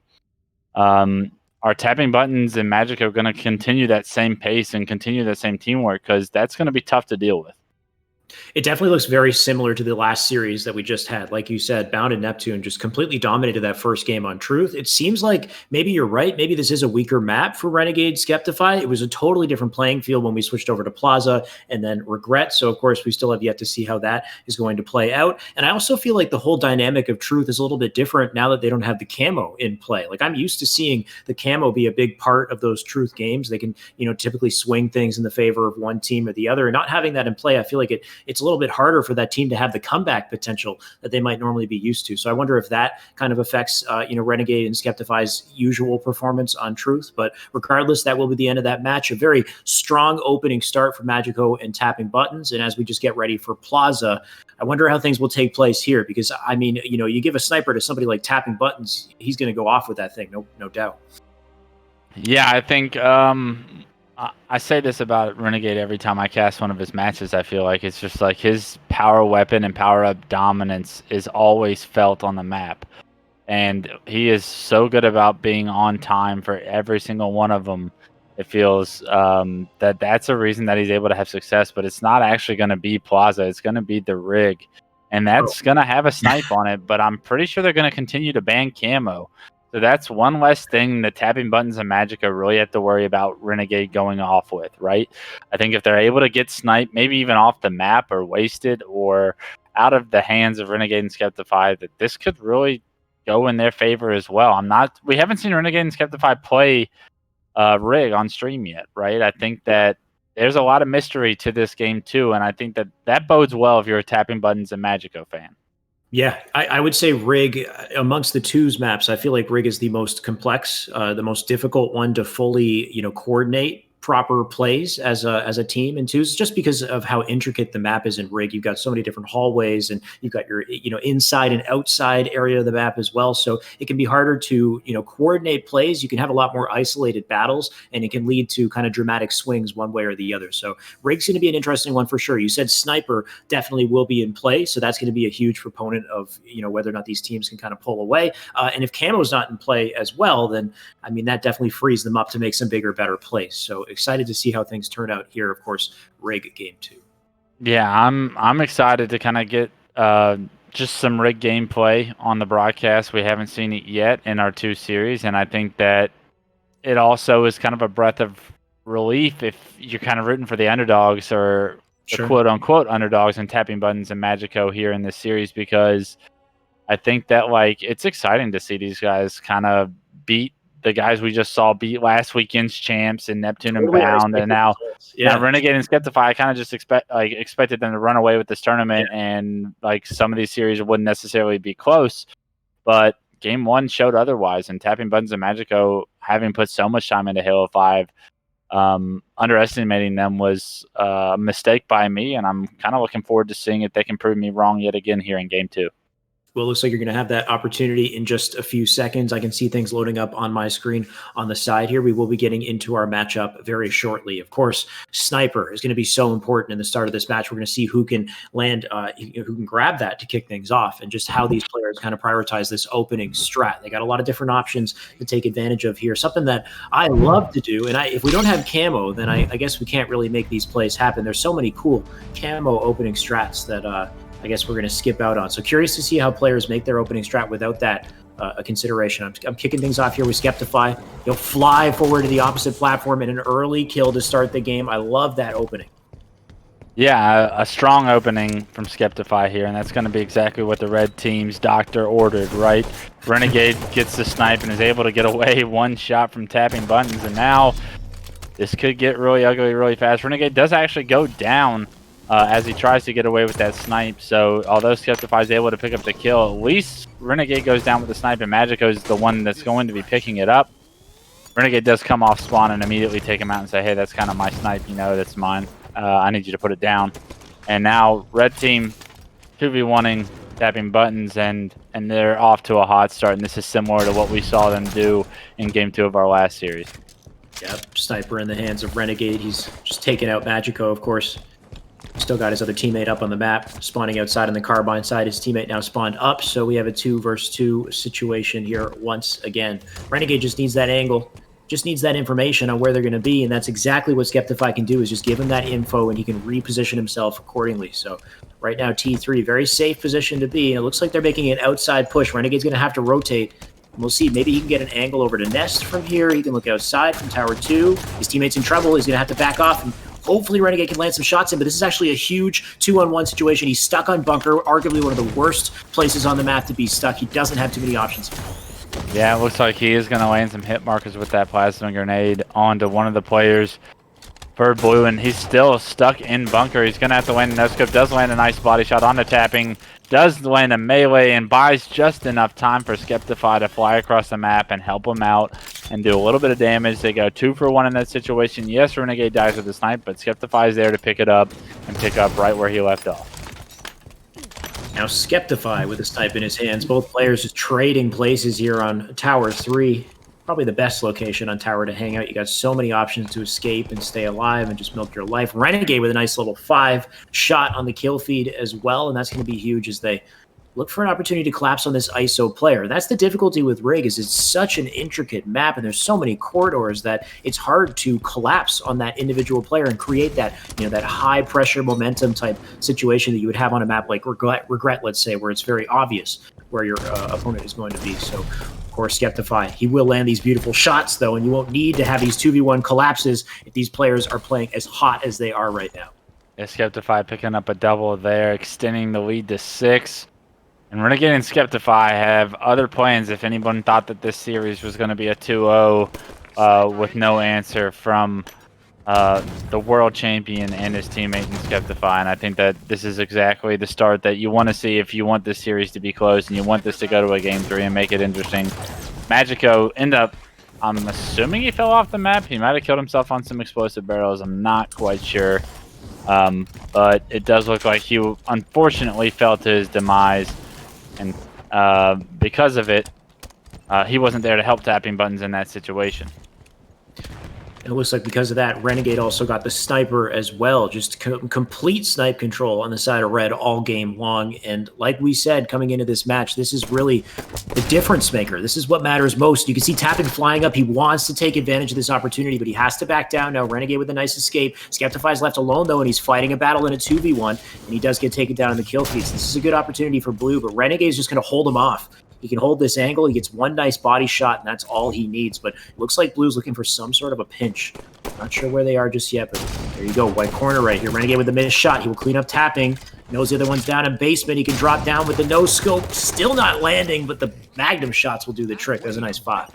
Yeah, Renegade's starting to heat up here in Game 2, and not doing it with the snipe, just doing it with the pistol, right? And I think that bodes well for our red team, turning this into a Game 3. It's a 7-kill lead, and that's a very large margin in a 2v2 to 25, right? I think that there's very little room for error in Magico and Tapping Button. And because of this power weapon control, we've seen Renegade and Skeptify both have sniped for almost what feels like the entire game so far. And this is similar to what we saw in Game 2 of our last series, but Tapping Buttons and Magico are able to kind of stop the momentum and finally, for once, take down Renegade and Skeptify at the same time to where they no longer have a power weapon. Magico needs to be careful here, though. Both players for Red spawning back bunker, and they're able to knock him down to no shields and stop any kind of push that was going to happen. But it's a 5-kill game. Magico gets away with his life, and now there's a little bit of light for Magico and Tapping Buttons to kind of come back. You can see Tapping trying to make the push here as Magico works with him. And Tower, looks like Tapping doesn't need any help as well. He will take down Skeptify. Renegade right here on the drill plat will be forced to back down into long haul, and good decision from him to try to get out of that situation. Magico looking for a collapse from the side here on yellow, and hopefully he can get some sort of an opportunity. Got two individual battles happening on both sides of the map. I can hear, of course, Tapping in one of his own as well. And as long as he holds this high ground, he's got a lot of good opportunities, but you can see there's a bit of a sneaky play happening from that player on red who's right underneath Magico. He's not aware of it. It looks like he rotated all the way around Tower, and he will get that huge double kill. Renegade did all of that on the kill feed. Yeah, unbelievable play by Renegade to sneak under Magico top tower there and go loop around and end up picking up a double. And just when you think that Magico and Tapping Buttons are going to come back in the game, Renegade does a play like that and extends another 2-kill lead and turns it back into 5. And Snipe coming up, this is such an important moment in this game with Magico and Tapping Buttons need to make sure that they get their kills here, because they need to make sure Renegade or Skeptify does not find themselves with the next snipe control. Renegade chasing down Magico into trenches. Beautiful shots with that melee. He will grab the snipe, and 6 shots left in it as well. 17 to 10. They got the advantage. They got the sniper once again. All the momentum and the quick scopes in their favor. Beautiful double from Renegade. He'll take those 2 down, and they know exactly where they're spawning over in Carbine. They can push up for the collapse once again. Watch Renegade make this play. Looking for that no scope. Oh my God, are you kidding me, dude? Yeah, I mean, Renegade popping off with this snipe, and this is exactly why I was trying to say, like, you can't let him get the snipe, because once he gets the snipe, it's too late. He's on a killing spree with it already. You've been no-scoped, you've been quick-scoped, you've been hard-scoped. Renegade doing it every way it can be done with this snipe, and this game is over. Shy away. 2 more kills for our red team, and they will be going to a Game 3, and Renegade getting so much momentum going into that Game 3. It's going to really be important what map it is, because if there's another sniper, Tapping Buttons and Magico did not follow through with Clutch's game plan of not letting Renegade get the snipe, and because of it, this Game 2 was a blowout. They finally take him down.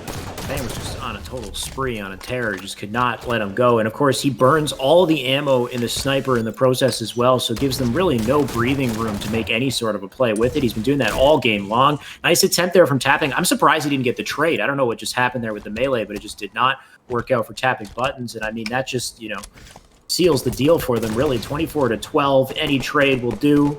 Renegade flying in, actually missing the shots there. I love that they're fighting down to their last breath here. They're not going to let him have an easy victory, even when it's such a dominant performance. And I mean, like we said with the beginning, that truth game, not really representative of our series here. We're definitely going to take this one to a Game 3. Yeah, absolutely. I think these are just what I call confidence kills if you're Magico and tapping buttons, right? You're kind of getting your confidence back going into game 3 because a little bit of it could have been lost somewhere in the blowout that was this game, right? It's still a 10-kill game, and it feels like Magico and tapping buttons have been getting at least 6 or 7 unanswered kills, but finally down goes Magico.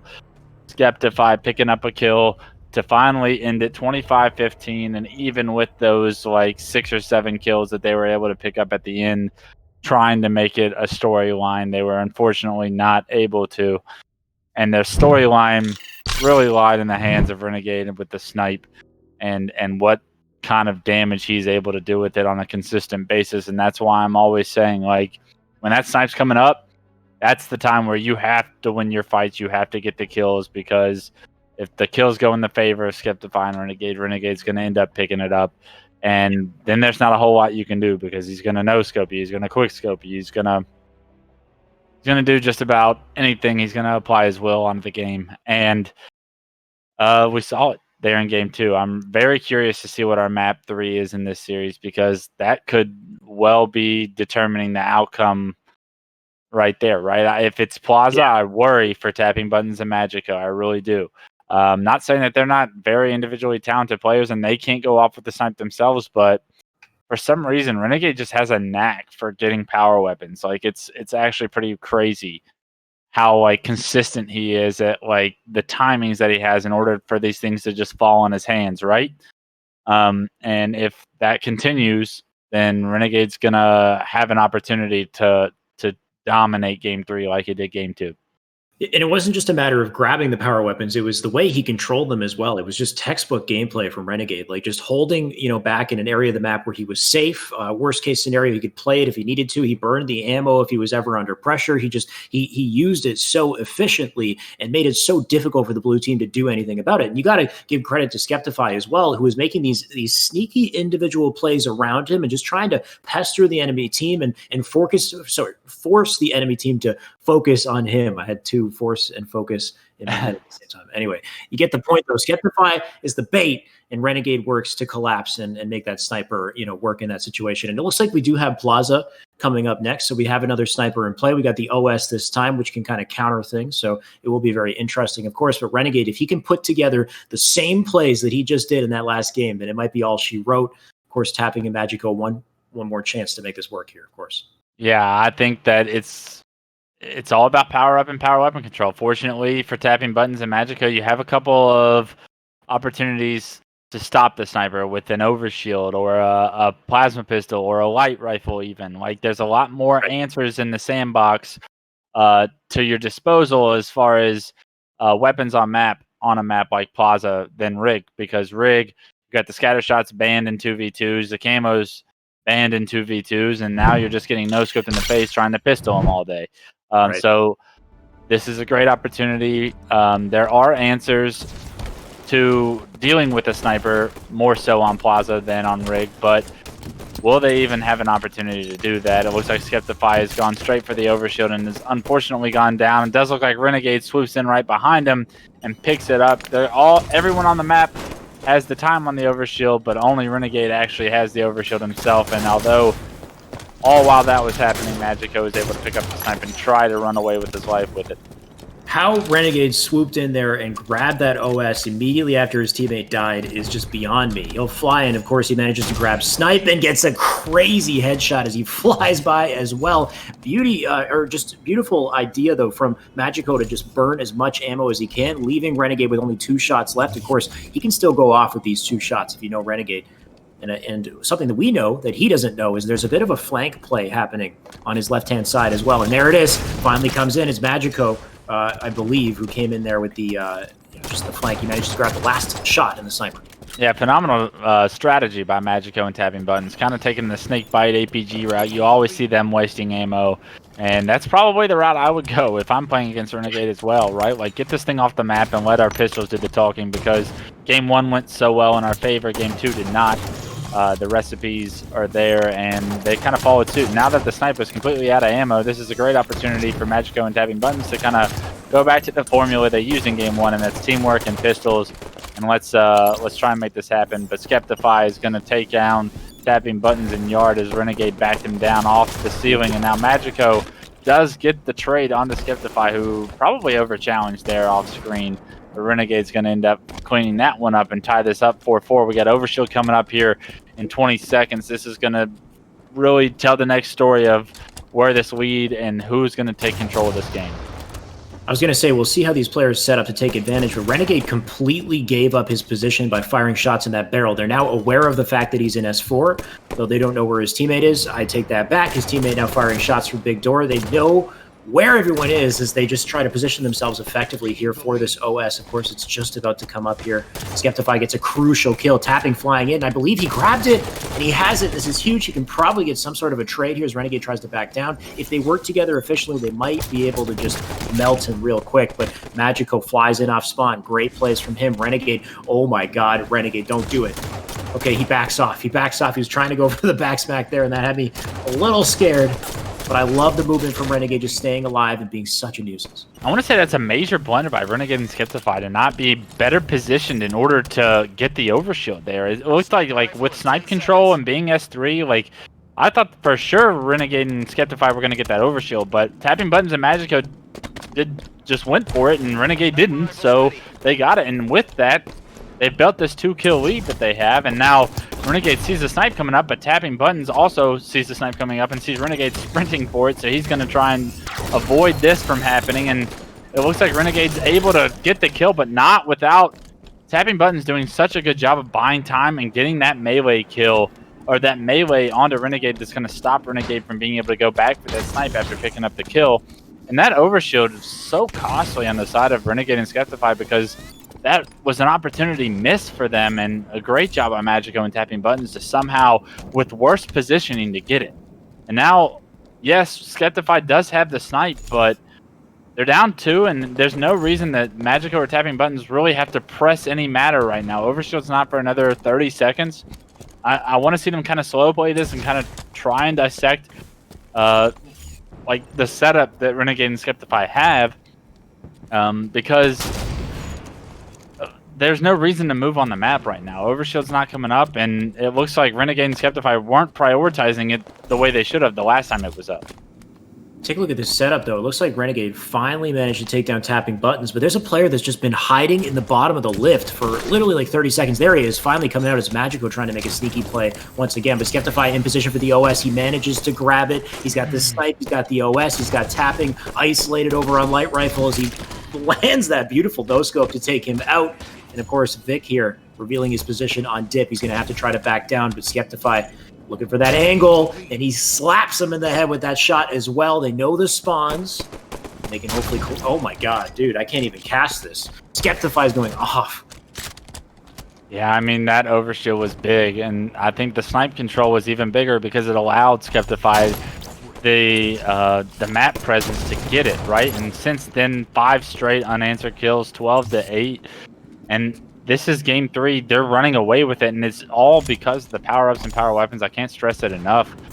We saw Renegade do it in the previous series. Now Skeptify is showing what he can do with the snipe and doing a damn good job right now of taking over this entire game and not allowing anyone on the blue team to kind of traverse the map the way they want and controlling overshield with it. I mean, that was an unbelievable life of Skeptify, and he's still on this spree that he's on. And I'm not even sure he's on a killing spree, but like this whole everything that has happened since he picked up the snipe has been in the favor of Renegade and Skeptify, and that's all because of the shots and the positioning that he has had. And this is going to be another kill in his favor. Renegade does go down, but not without a 5-kill lead, 15-10, playing to 25. That's a massive lead to have, and new snipe coming up in 10 seconds, and it looks like both blue players are going to be caught in yard, nowhere near the snipe. Magico not having a wide enough monitor to be able to see Skeptify there and check his corners. And that's just a big brain play by Skeptify on top of all the individual skill plays that we've seen before that.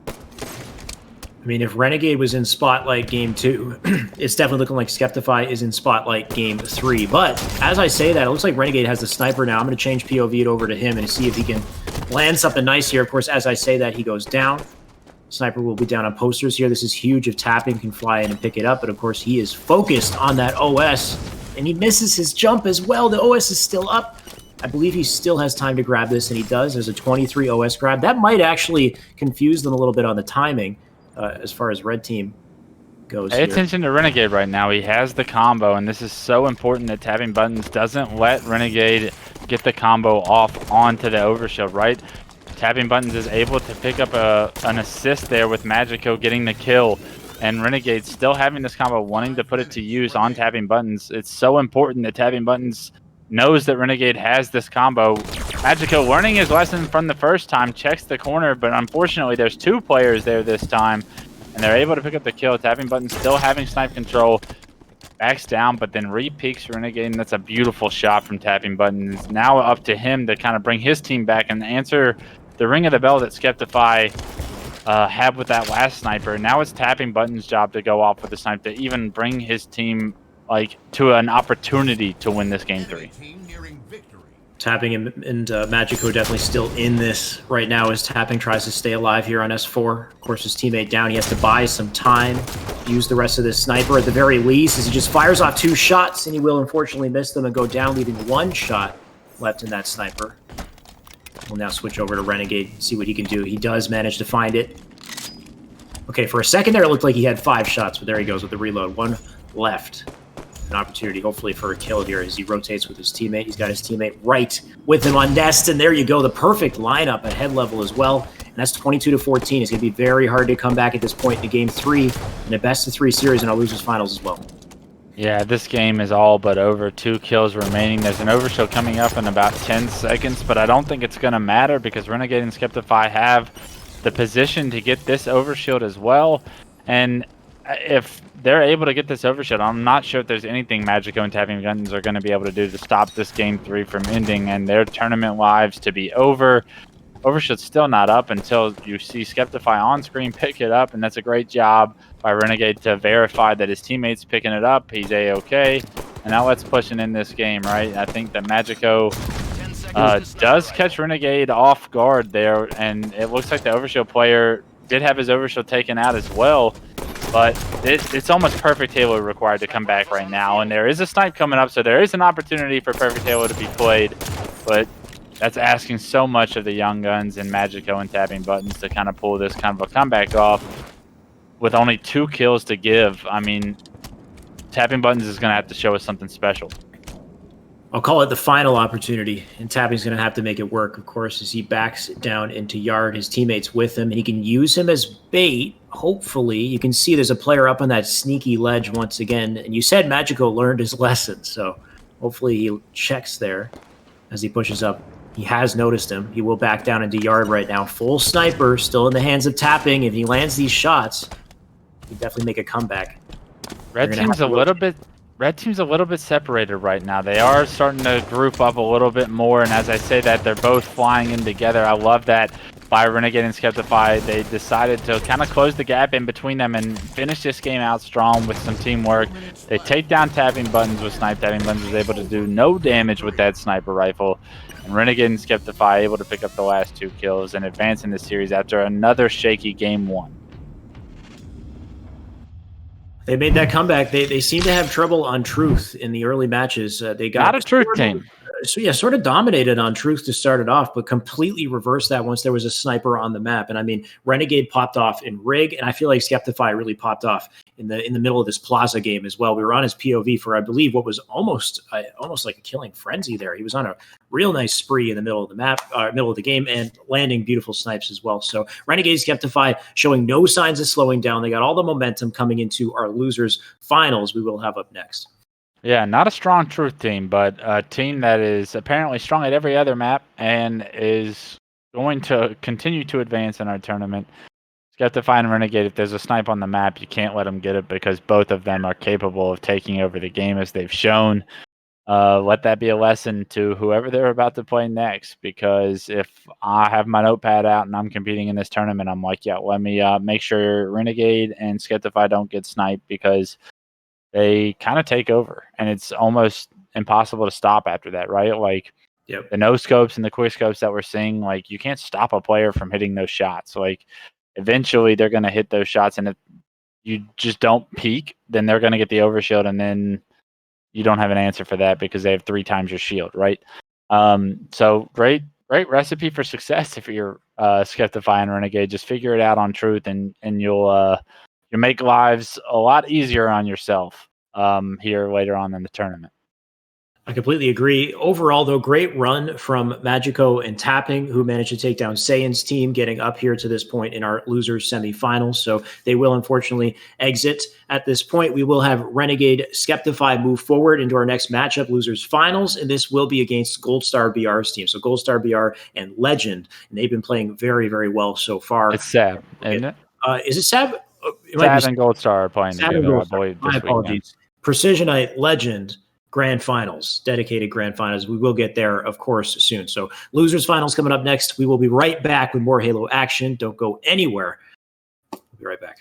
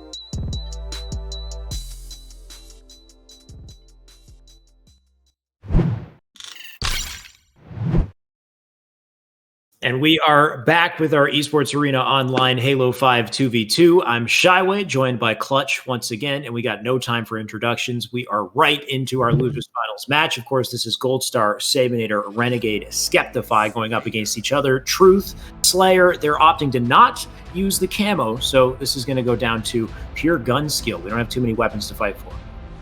Yeah, and I think that's a good decision if you're on the favor of Gold Star, BR, and SAB, because every map so far with power-ups and power weapons, we've seen Renegade and Skeptify kind of dominate, right? So another opportunity for Renegade and Skeptify to work on their teamwork and their Truth 2v2 gameplay, and already starting off pretty rough with a 2-0 lead for Gold Star, BR, and Sabinator.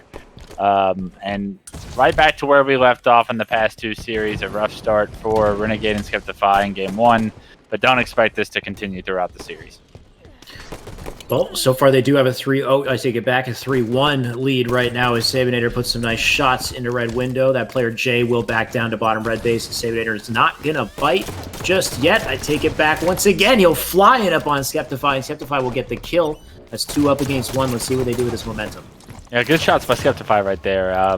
Winning that one-on-one was huge because it was going to allow Sabinator and Gold Star BR an opportunity to have complete map control, but because he wins the one-on-one, he buys some time for Renegade to spawn up, and now it's going to be them with the map control. You see Sabinator in Paint 2. We're going to expect Renegade to finish that kill, but it's taking Renegade a little bit of time, and he's unable to do so. And now Renegade going to be caught in a 1v2 situation, does pick up a kill on the Gold Star BR, but trades his life. And Sabinator and Skeptify are going to wait for their teammates to kind of spawn up. But I like the positioning of Sab and Gold Star right now because both players from Red Team are stuck top red, and both players for Blue are going to be looking pink side red, and they pick up the kill on the Skeptify and immediately turn their eyes onto Renegade. We said it last series. Renegade Skeptify are not a truth team. It really seems like they're putting the nail in the coffin on this one so far. Of course, it's early in the game, so I'll take it. I'll hold off on any further judgment. But right now we do have a lead, of course, in the favor of Blue as Sabinator forced to back down here on P2. Will try to stay alive. I love that dodge and the shot there just to get his shields back. But here's the collapse from both sides, and his teammate comes in with perfect timing as well. So this might actually work out if they can coordinate things. And I think he just got teammated as well. Sabinator will go down. We have a nice kill from Skeptify, a double from Skeptify, and that evens out the scoreline. Yeah, and I really don't like the positioning of Sab and Gold Star right there. Both players being pink too. That's such a small corridor for both your teammates to be. And Renegade and Skeptify take advantage of it and throw some great grenades into that small corridor, land hit markers onto both players, and in doing so are able to capitalize on that damage and take both players out. Big mistake by Sab and Gold Star, and because of that, now Skeptify's on a killing spree. The confidence is growing, and what looked like to be another Truth loss is now starting to turn the tides, and maybe Skeptify and Renegade are starting to catch on to what Truth 2v2s look like. Renegade almost letting Gold Star sneak up on him, but Gold Star will get the best of that trade. We've got Skeptify on screen right now, though, of course, who's trying to chip some shots in. I can't say chip shots today. I'm not even going to try to go for that phrase anymore in this tournament, but Skeptify will stay alive here on P2 as he backs down. His teammate's dead, of course, and you can see they're collapsing from both sides of pink. His position on P3 is huge, but he can't get the kill. He'll get taken down. Yeah, interesting positioning from Skeptify. Renegade just died, and still you're pink 3 out in the open, and you decide to challenge what you think is a 1v1, but because you're pink 3 out in the open, you kind of expose yourself to both players on the map, and in doing so, you just easily got 1v2, right? And that has kind of built this lead back for Sav and Gold Star, and Renegade picks up a kill and makes it a 1-kill lead for our blue team, but you got to be a little bit more aware of the situation that you're in, and when your teammate just freshly died, you probably need to be in a little bit more enclosed area and use the geo more to your advantage in order to not have both players have lines of sight on you. But that's just basic Halo knowledge, right? And I think that's just a small mistake and only resulted in 1 death, but you don't want to see that continue to happen, and you want to see players be able to acknowledge that, and I think that might be a serious problem for their gameplay on Truth, because Truth does have lines of sight from across the map everywhere, so kind of pay attention to that as the rest of this game develops for Skeptify. sure he's aware he made the mistake, and I'm sure he's well aware that he shouldn't have it happen again. And as I say that, he knocks both players in no shield. Renegade capitalizes on one of his kills. Skeptify is going to have knowledge of where the other player is, and that's a good job by Renegade to get the first kill, but does end up not finishing the second kill and end up pursuing it a little bit too slow to the point where Goldstar BR was able to spawn and come back and help him. And now it feels like our red team is just giving up a lot of free deaths in these situations where they think they have a one-on-one, but it's really a two-on-one, and that could be a recipe for another truth loss. Got to play your life efficiently and just deny opportunities from your opponents. And right now, I'm just seeing trade after trade after trade, which is good for the viewers. You know, it keeps the action tense. Right now, we got Savenator and Skeptify going head-to-head, and it looks like Savenator will get the best of him. His teammate will push up Pink Street. They know that spawn is in blue. Let's see what they could do to try to collapse and conquer here. If I was Savenator, I was thinking maybe get aggressive, maybe get up to top mid, take a position. And now it looks like he's going to try to do just that as he fires some nice shots into the window. Got one player locked down on P1 as his teammate pushes up for the collapse. And I love that from Savenator. He's aware of the cutoff from that player in blue base, denying his opportunity once again, keeping him in the back of blue, keeping him one shot as his teammate works for that trade. Yeah, Goldstar does end up getting the trade on the Renegade, and I love the positioning by Sav here in order to stay alive top mid and do so much damage to what seemed like both players right there. And in doing so, like, yes, it was a trade, but because of it, Sav was able to keep map control and dictate the pace. As soon as Goldstar comes off his spawn, they're able to kind of collapse on the Skeptify here, and great job by Skeptify to trade that kill out there, because there's no reason you should be trading with a player in that situation. So Skeptify coming away with a trade is a win in my books. Having both players like basically collapsing on him from both angles, I was shocked to see him get a kill and limiting this lead to just 2. Renegade right now staying alive up in P2. Of course, his teammate is dead, and you can't afford to be too aggressive. He hears one above him. He's got an isolated fight. This is good for Renegade. If he can win it, he gets a trade. We've had trades nonstop across the board. If it continues like this, it's an advantage to Savenator and Goldstar. We'll see who gets the best of this one right now. Goldstar in a horrible position, bottom mid. He will get taken down. Here we have it, back and forth.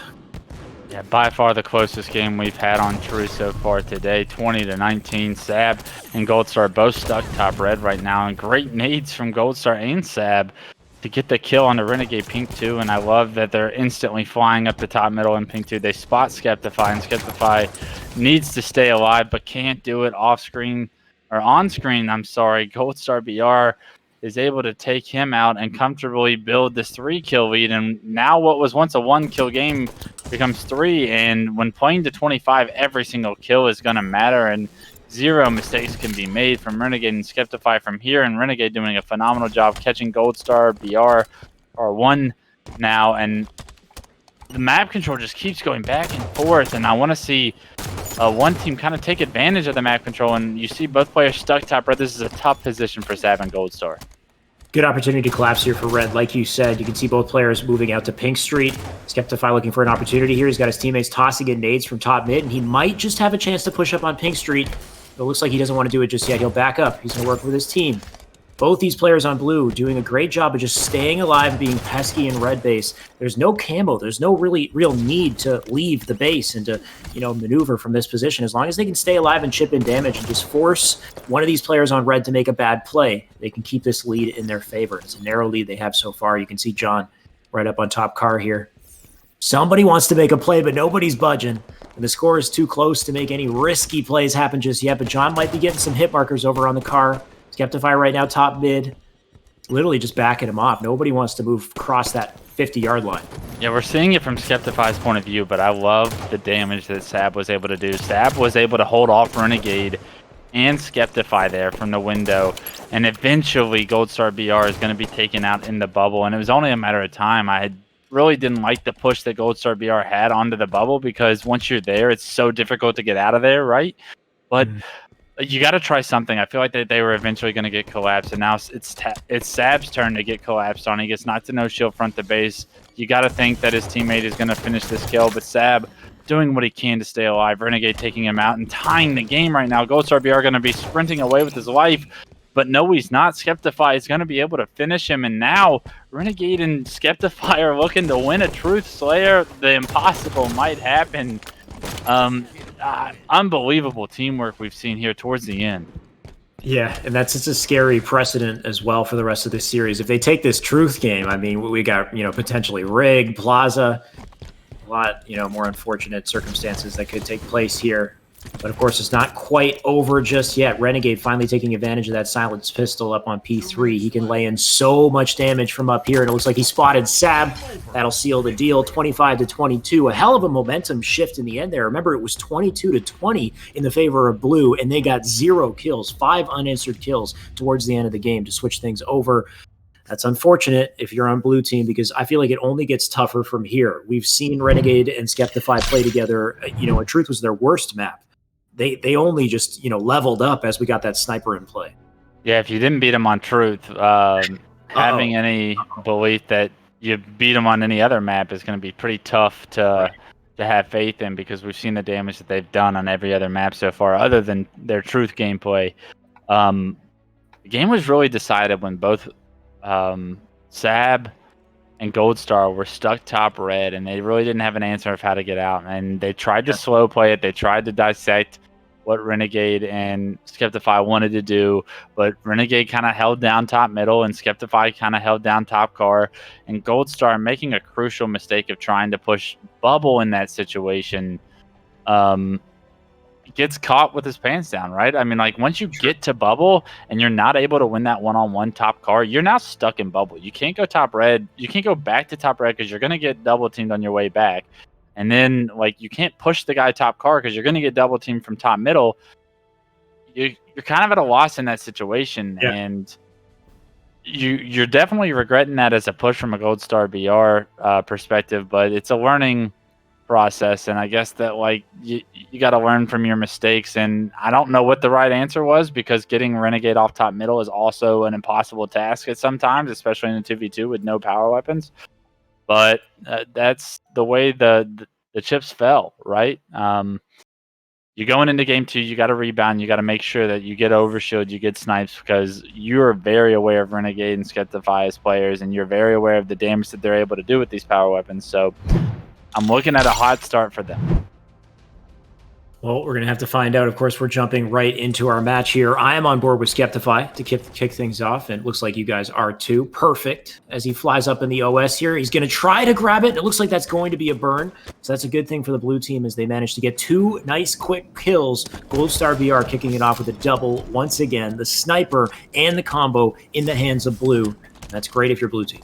Yeah, absolutely. The start that Sav and Goldstar needed, right? And I think that, where do they go from here? Because right now they're kind of stagnant at snipe. They know there's probably a guy at Blue. Goldstar picks up a guy in yard, and they're going to look to collapse on this Skeptify player.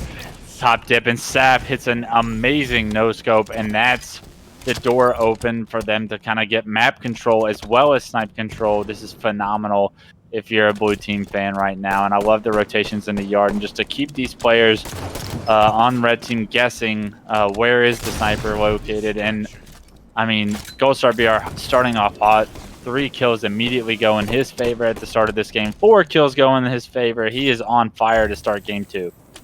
This is exactly the kind of start you want if you want to answer back to a team like Renegade and Skeptify. And it looks like Sab right now, plenty of ammo in that snipe. He spots one, but unable to connect it. Unfortunately, he will back down in Cafe. He's got his teammate in a bit of a solo battle as well. And Goldstar getting the best of him once again. Goldstar doing some amazing things in the background to keep him up in a 7-0 lead to start things off. He can rotate this snipe and just keep it in play. Still got 3 shots, and that's 3 opportunities to do some big damage here. Yeah, not too much damage being done with the sniper right now, but he doesn't need to. At least it's out of the hands of Renegade and Skeptify, right? Like, yeah, he had that ridiculous no-scope earlier top dip, but Goldstar winning his one-on-ones as Sab continues to rotate and just be a presence on the map against Renegade and Skeptify. And the snipe is now out of ammo. You built yourself a 5-kill lead. I call that a success to start off. Overshield's coming up here in 10 seconds. Who's going to win these one-on-ones now in order to kind of dictate the next 2 minutes of the game? This could all change with the overshield. Of course, you can see Jay, Skeptify, flying up on it. He does have it. I'm going to change my POV over to Skeptify. Up over an S4, just flying, trying to stay alive here, and looks like that player did fall and commit to U-turn. They'll miss the back smack, get it the second time, and that's great as they push up with their momentum. They know that last player stuck in the bottom of the lift, arguably the worst place in this map to be stuck, and Goldstar just trying to do as much damage as he can. He goes down, unfortunately, without a melee as well. There you can see Sab already chipping in some damage, just saying, hey, I'm here, come to me. See, yeah, just trying to chip away that overshield, I guess, is the end goal for Sab right there, but not without going down and giving away not only his position, but his life. And now it's just been a bunch of series of 2v1s, right? Like, when are they going to be able to stop the bullying? When are Goldstar and BR and Sab going to be able to stay alive long enough? And it looks like Goldstar BR is able to stay alive there down low before and allow Sab to get off spawn and catch Renegade off guard or Skeptify off guard, and because of it they got the new sniper, and now the bleeding has finally stopped. They're up 2, and a nice snipe from Sab is going to make that a 3-kill lead, and here's the potential for them to continue what they had with the first snipe and build a nice comfortable lead for the next overshield. I do not agree with this push at all, though. What is he doing? He flew right into Light Hall with 2 players in yard and the snipe in his hands. That is an unfortunate blunder from Sab right there as he goes down. He gives up what was just about a full sniper. You can see right now 7 shots left in this sniper, now in the hands of Skeptify as he controls glass right here. Angle into Cafe, and it's going to be tough for him to land a kill, but it looks like we got some nice plays going on in the meantime. Renegade's doing some good stuff on his own as Skeptify just tries to fly in here and pick up the pieces. He's a second too late, and he will hopefully get this trade. There we go. He manages to take out Sabinator. Still the snipe in his hands. Now we have a tie game, and the OS about to come up. Yeah, that looked like a wild one-on-one going down in the back of blue between Renegade and Sab, and somehow Sab ends up winning it before Skeptify's able to impact the game, but he's going to impact the game at some point, and in doing so, he's going to allow Renegade to get the overshield. And now Renegade and Skeptify in control of Snipe. Overshield, we've seen this before, and we've seen the leads that they can build in the game. It's only 2 as of right now, but what will it turn into? Skeptify missing a couple of shots, but it's only a matter of time as he's able to land a nice body shot, no scope on the Goldstar BR. Nice headshot on the Sab right there, and this is what you don't want if you're a red team fan. You really got to take into consideration the reticle placement right there as he lands the body in the beatdown and then immediately snaps onto S4. Head level placement, just lands a beautiful headshot. He's still going off. You can see that nice kill into yard as well. Spots a second player. Combo goes in. Sabinator needs to back down. It looks like he just stood still as he got taken down there. 16-10. They are starting to run away with it. Yeah, and it was looking so good for our blue teams early on, but once one overshield and one snipe goes in the hands of Renegade and Skeptify, they can just do so much work with it, and I think that's like the story that we're seeing unfold right now. They're just collapsing, a killing frenzy from Skeptify as he's got some body disrespect behind it, has no intention of looking for the other player on the map right now. It's only an 8-kill lead, but I think he's pretty comfortable with an 8-kill lead and Renegade on his team, knowing that the next snipe doesn't come up for another 20 seconds. They got to keep their heads into it, though. Sab and Goldstar are no pushovers, so if they give up a few kills before these power-ups come up and then they're unable to get control of these power-ups and power weapons, this can go back in the favor of Sab and Goldstar very quickly, but Skeptify and Renegade in perfect position to pick up this next snipe. You can see it right now, Renegade backing up. He's got it. He's got his teammate over on glass with the support fire as well, and maybe he can bait a couple opportunities here. Cafe, top yellow, good positions from blue. They just keep snipe back and set themselves up for OS. You have it right there, but here's the defense. Beautiful headshot from Renegade mid-slide. He'll deny that OS grab, and now 19-11, the snipe in his hands. Poor positioning, but all the momentum in their favor. Okay, you got him with the mag. There you go. No need to use the snipe bullets there. Yeah, eventually he'll finish the kill. I promise you, John. And at this point, it's like, what do you do if you're Sab and Goldstar? Like, you had the hottest start that you've had to a game that we've seen, and even in doing so, it's still 20-11. I think that Skeptify and Renegade have just been so strong, but they do pick up 2 very important kills, and with that, a sniper goes into the hands of Sab. There's not much ammo in it, but there's a little bit of hope if you're a Sab and Goldstar fan here in Game 2. Goldstar managing to get a nice kill there on Skeptify. Sab right now, one shot left of the chamber. The snipe his teammate over in yard as well. And the spawn over in cafe, they will be collapsed on from both sides, and he will be looking for a trade. But it looks like they managed to get Renegade and get out with their lives early enough. Now you can see Skeptify left ISO on top yellow. He will be forced to back down. Nice shots from Sab to keep him back, but he's being pushed in yard. The spring jump to get up, and he gets taken down. He's alone there as well. Gold Star right now. He's got to stay alive, doing what he can to play his life. Shots into Skeptify, unable to get a trade, and that's 22-15. They need to play perfect Halo if they want to make any sort of a comeback here. Yeah, and I think I haven't seen Halo this perfect in order for them to kind of come back without the help of an overshield or a sniper, and unfortunately for them, overshield's not going to be coming up for another 20-25 seconds, so it looks like Renegade's going to try and apply as much pressure as he can in between now and that 25-second buffer. He is unable to pick up the kill onto Goldstar BR. Sab is able to kind of help Goldstar get out of a bad situation, but for how long? Because Skeptify is now pushing him. Renegade's able to pick up the kill on the Goldstar and finish the game off with Sab. That's Renegade and Skeptify advancing 2-0 in our series. Looking kind of scary if you have to go up against Renegade, Skeptify in grand finals with all the momentum they have just gained. And I mean, as we come out of that match, the first thing I see on screen here is just Killing Frenzy. It looks like you guys have that as well. It's Skeptify, just unbelievable plays throughout, going 14-8 overall in a Killing Frenzy in the middle of that game, just shooting bodies.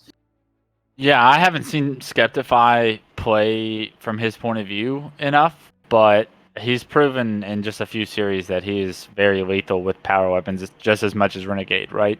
And I think that this combination of Skeptify and Renegade, like, I can't harp on it enough. Like, when they get power weapons, they're going to go off. And Killing Frenzy in a game to 25, you're almost getting half the amount of kills you need without dying, right? And I think that is extremely powerful, and a dominant performance by Skeptify, and with the help of Renegade and the dominance that we know that he's going to bring to a game, that was just too much for a Gold Star and Sab to overcome, even with a very strong start. It's like every single time Overshield and Sniper coming up, you have to account for these two players and the potential that they are able to do with that, and you have to have a game plan to stopping that, because if you don't, you risk losing the game just with one of those two being controlled in their hands. Yeah. Overall, just, pure teamwork efficiency throughout. They were playing faster. They had more control of the power weapons, the power ups. They were making crucial trades in the situations that they were ISO, right? Just making sure that you can halt that momentum by at least getting, one kill to just stop them from collapsing on you. So just amazing plays from Skeptify, Renegade. They have a ton of momentum going on into our next series. And of course, that next series will be grand finals. On the other side, the winner's side, we've got Legend, Precisionite, who have sitting pretty. They made their way all the way over to winner's side. But of course, things are going to get tough when you got all this momentum on the side of Renegade Skeptify. They'll have to reset if they want to win this. We got a lot more Halo coming up, guys. So don't go anywhere. We'll be right back with more action.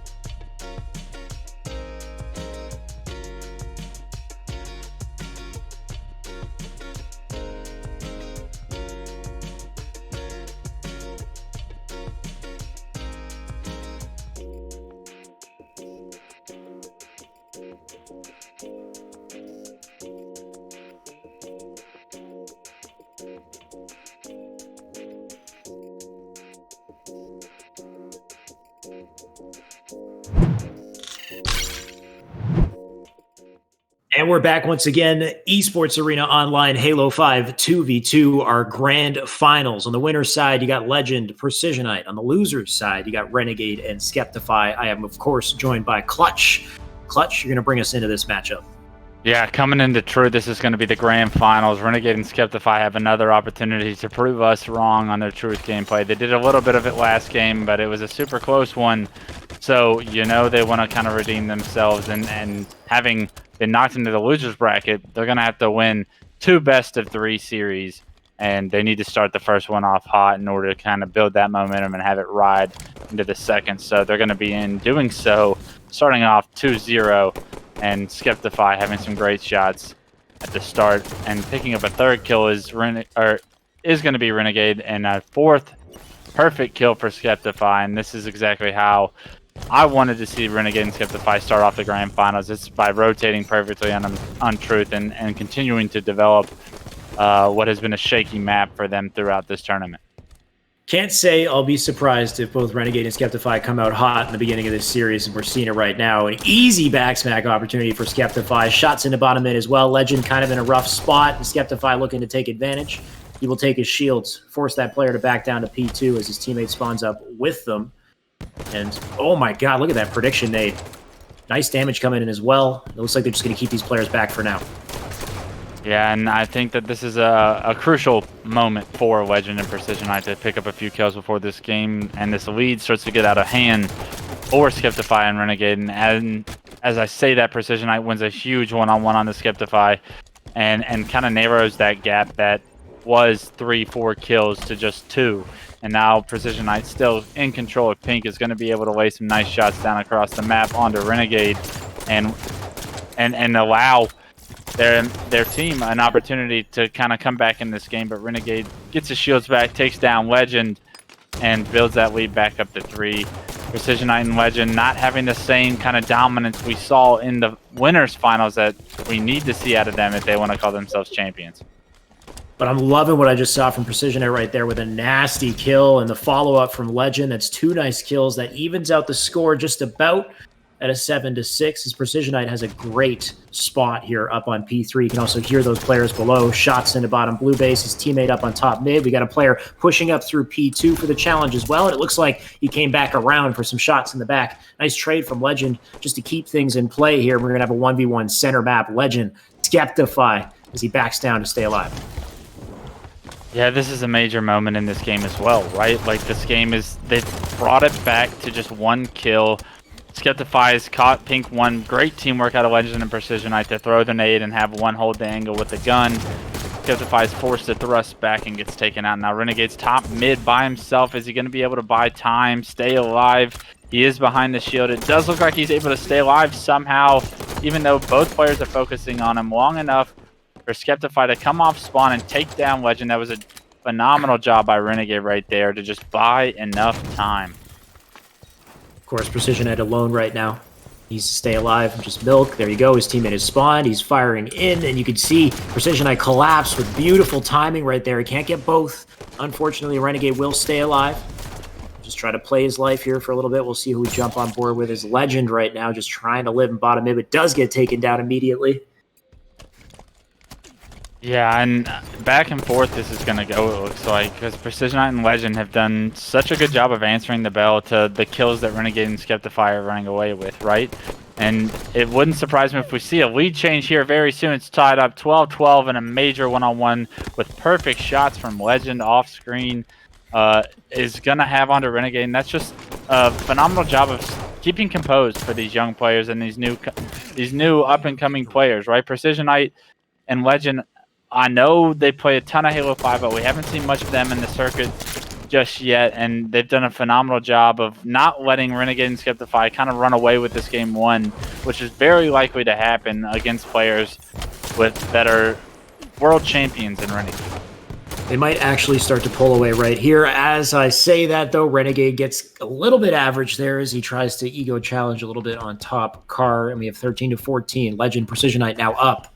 Legend will push up to top car. He's got his teammate flying up through blue base as they look for a collapse. I love those shots that he got in from car 2, but he's got to live here, and I can't believe he managed to put that much damage into Renegade without dying, forcing him down onto P1. Amazing accuracy and just plays from Legend right now, putting in huge damage to support his teammate, who you can see is over on Pink Street for the collapse. Yeah, somehow Renegade gets away with his life right there, and Skeptify is able to pick up Precision Knight. I have no idea how Renegade stays alive in that kind of a situation, but that's just a testament to his skill as a player and his ability to dip, dive, duck, dodge, whatever it might take to stay alive and build his team a 3-kill lead with Skeptify picking up 3 of the kills. And now Renegade and Skeptify look to kind of force some pressure on the car side of the map where Legend and Precision Knight are spawning, but Renegade choosing to relocate, and I kind of like that from him because he ended up getting taken down to about half health, and now a player getting sandwiched top mid. A beautiful nade from Renegade onto top middle is going to smack Precision Knight in the face. Renegade's pistol is going to finish off the job.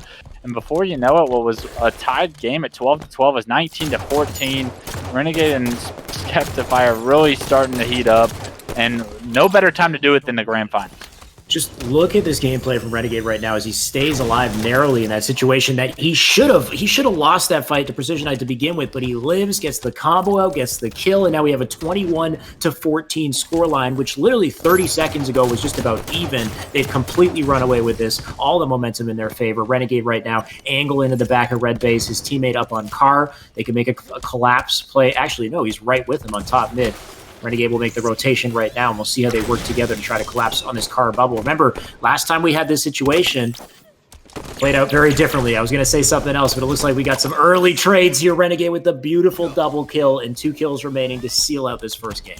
Yeah, unbelievable job once again. And like you said, we saw this setup once before from Renegade and Skeptify, and it pays off again. They love being top, middle, and top car when one team is trapped at a base, and they are able to punish Legend and Precision Knight again, like previously, but there's a little bit of hope if you're a Legend and Precision Knight fan with the 2 kills going in their favor and closing this gap down to 7. Renegade spawning up, does get knocked to no steal. Precision Knight not able to finish it, but Legend able to finish his kill. Now it's a 5-kill game. There is a little bit of hope, but it's almost next to no errors are able to be made by Legend and Precision Knight, and able to, in order to come back in this game. And a great nade on from Renegade. Looks like it could potentially change the tide of that story, but a phenomenal job by Legend and Precision Knight to bait and switch each other the last few kills in order to build this lead back. It's all about how they work this momentum right here. I love the positioning, but it looks like Precision Knight went down, and that was it. It just happens that quickly. You saw Precision Knight up on P3. He had a good spot to cross top mid, and you had that great cross from Legend right there in red base, and they can pinch that player, but unfortunately Precision Knight got melted, and once that happens, that's just an easy collapse, and that's literally it. You have to play perfect Halo in situations like that if you want to make that comeback, if you want to make that momentum swing happen. Unfortunately, too little too late for Legend and Precision Knight. They will lose that game one. Remember, they're on winner's side. So if they want to, if they lose this series, we do get a reset. Still, plenty of time left for them to make that comeback. But this early momentum from Renegade Skeptify, it's tough to deal with.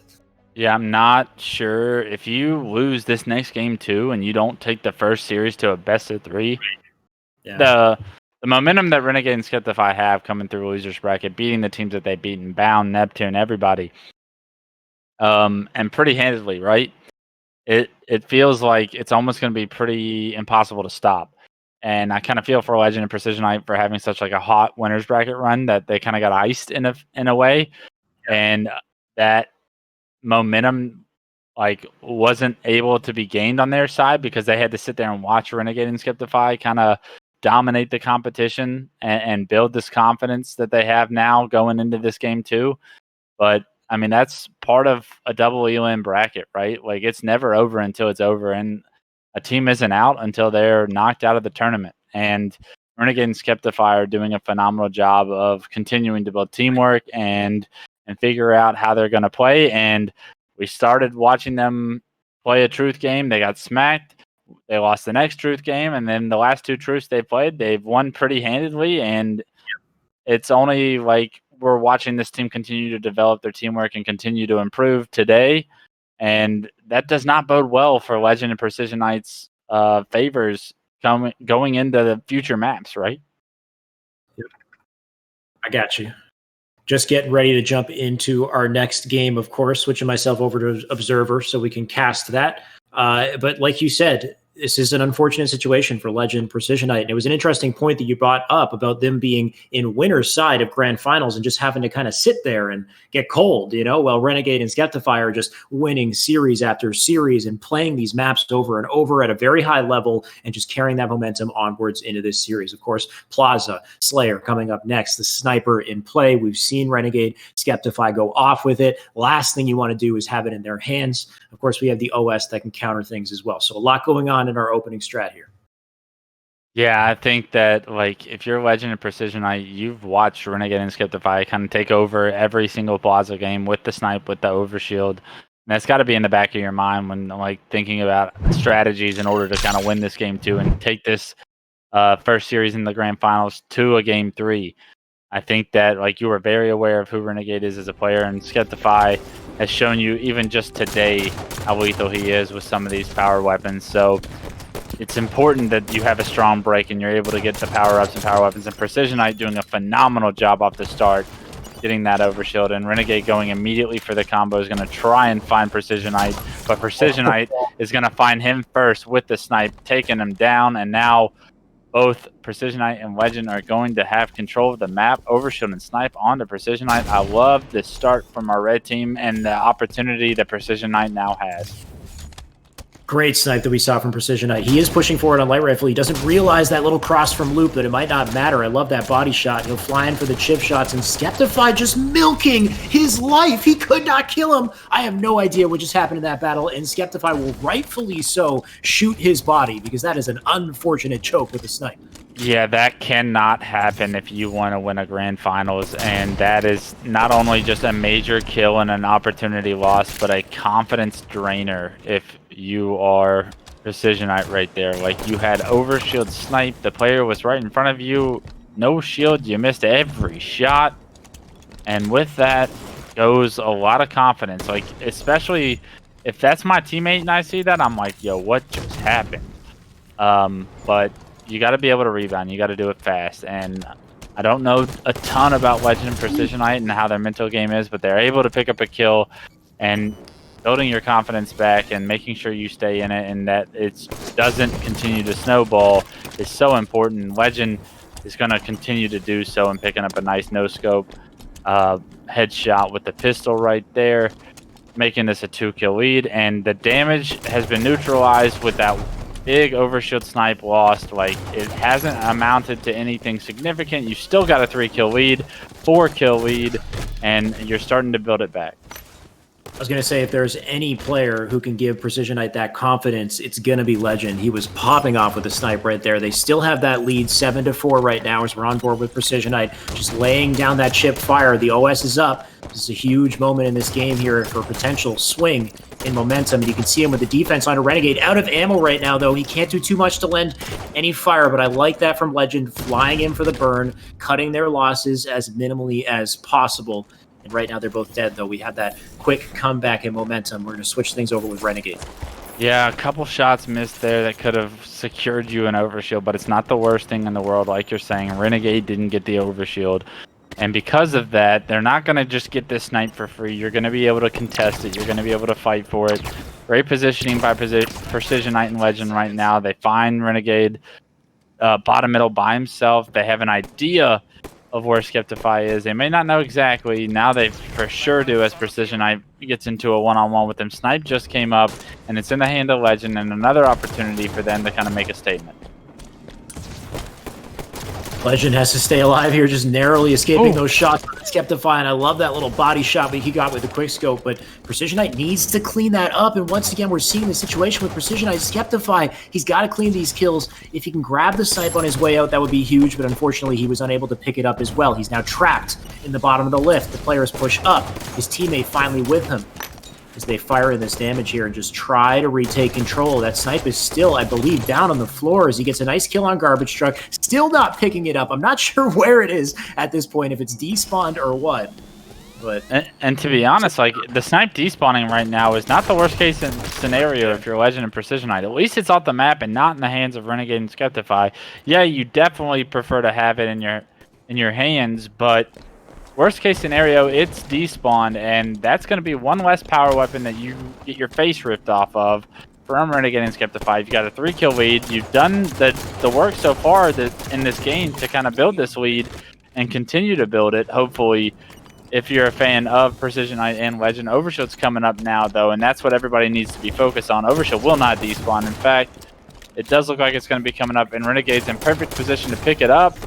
Pops it into his chest as soon as he gets knocked to no shield. Unfortunate that Precision Knight's not able to throw a little bit better of a grenade and finish that kill, but he is able to find some nice headshots on the Skeptify, and Renegade's going to be flying at him now into blue and trade the kills. Overshield's kind of burned in that sense to where Renegade's damage done is kind of over with the Overshield, but I like that if I'm a Legend and Precision Knight fan, right? I like the fact that the power-ups and power weapons are not necessarily just overwhelmingly dictating the story of this game. all right, well, Renegade and Skeptify just got caught in a bit of a leapfrog there. I have no idea what those two guys were doing, jumping off each other's head, getting caught with their pants down. They will both go down. Legend right now preying on the spawns. Probably one of the best spawn traps you can get here is having them spawn in the bottom of the lift. But can they collapse? Can they capitalize on this opportunity? You got Legend with the stickies here. It's a good place to have him. You know he's going to be looking for it if he's in trouble, but he just gets melted by a Renegade. I take that back. He has no time to do anything at all. Yeah, looking at Precision Knight, I kind of like this play. He's going to slow play. It doesn't look like Renegade or Skeptify know where he is, and because of that, Legend's going to have an opportunity to get off spawn, hopefully get some shots. Renegade does spot Precision Knight as he comes out of the truck, and Legend's there to kind of finish the kill as well. So great teamwork out of Legend and Precision Knight. Way to play off each other and to understand the situation perfectly, to where you're not taking 1v2s, you're not exposing your presence well, but the next snipe is coming up. Renegade off screen is going to be running straight for it, and this is a big moment in this game as Legend takes down Renegade and doesn't allow Renegade to kind of get comfortable and get a nice position with the snipe in order to do any damage. Yep. Of course, that 6-minute mark is such a huge moment in this game. You got the snipe, you got the OS coming up, you've got Skeptify just trying to live as both Legend and Precision Knight collapse on him and take him down. Legend trying to live with a snipe right now. He's got pretty much a full sniper in his hands, and somehow Renegade gets away with that OS in the meantime. And oh my God, you almost don't care because of these snipes coming out from Legend. Yeah, that's a huge momentum breaker, right? If Legend goes down without hitting that no scope, then this could have momentum could just be shifting. But I love that Legend and Precision Knight have picked up such crucial kills continuously in this game too, to kind of force into a game 3. And a huge play by Legend off screen, hiding behind back blue to what I thought was going to be an easy kill on the Renegade, ends up not being an easy kill at all. In fact, Renegade picks up the kill, but does kind of waste the overshield, and you still are up to Legend and Precision Knight aren't doing it perfectly by any means, but they have a 2-kill lead. Only need 5 to go. I think that an ugly win is still a win in my books, and I love what I'm seeing out of them. Clutch, I will say, out of all the series we've casted so far, this is the best retaliation I've ever seen from a team against Renegade and Skeptify, who are currently losing by 2. We're getting close to the end of this match. They're getting closer to the OS pull as well, which will really spice things up as these players just start to slow play this. But I haven't seen them under such pressure in Plaza. This is usually where they start to pull away. Instead, Legend and Precision Knight just keeping things nice and close, keeping that narrow lead in their favor. Yeah, it's been every time that they have the opportunity to be in a position to go off like they previously have. Either Legend or Precision Knight has gotten the important kill that mattered in order to shut it down, and they sniffed out the flank of Skeptify and then right after are able to kill Renegade, and then right after that are able to 2v1 Skeptify again. That was beautiful teamwork by Legend and Precision Knight. You can tell that they have so much chemistry together, that they're so comfortable playing off of each other, that the rest of the map is pretty much irrelevant as long as they're able to play together. But what's not irrelevant is the overshield that's coming up, and Legend's going to try as he might to finish Renegade. He's going to have a flying Skeptify with overshield flying at him right now, and this is where someone needs to make a play. They've been doing it all game in order to keep their lead, but I'm not sure they're going to be able to find a recipe for success against a full overshield Skeptify. No one is able to get to yard to get the plasma pistol. Skeptify is hunting them down, spots him trying to hide behind the van. You can't hide from me, Skeptify says. He's able to pick up the kill. Snipe's coming up in 4 seconds. This. Oh, but he doesn't backspec him. Did you see that spot that he was sitting and he springs up? Yeah, absolutely. That's unbelievable. I love that little cheesy spot.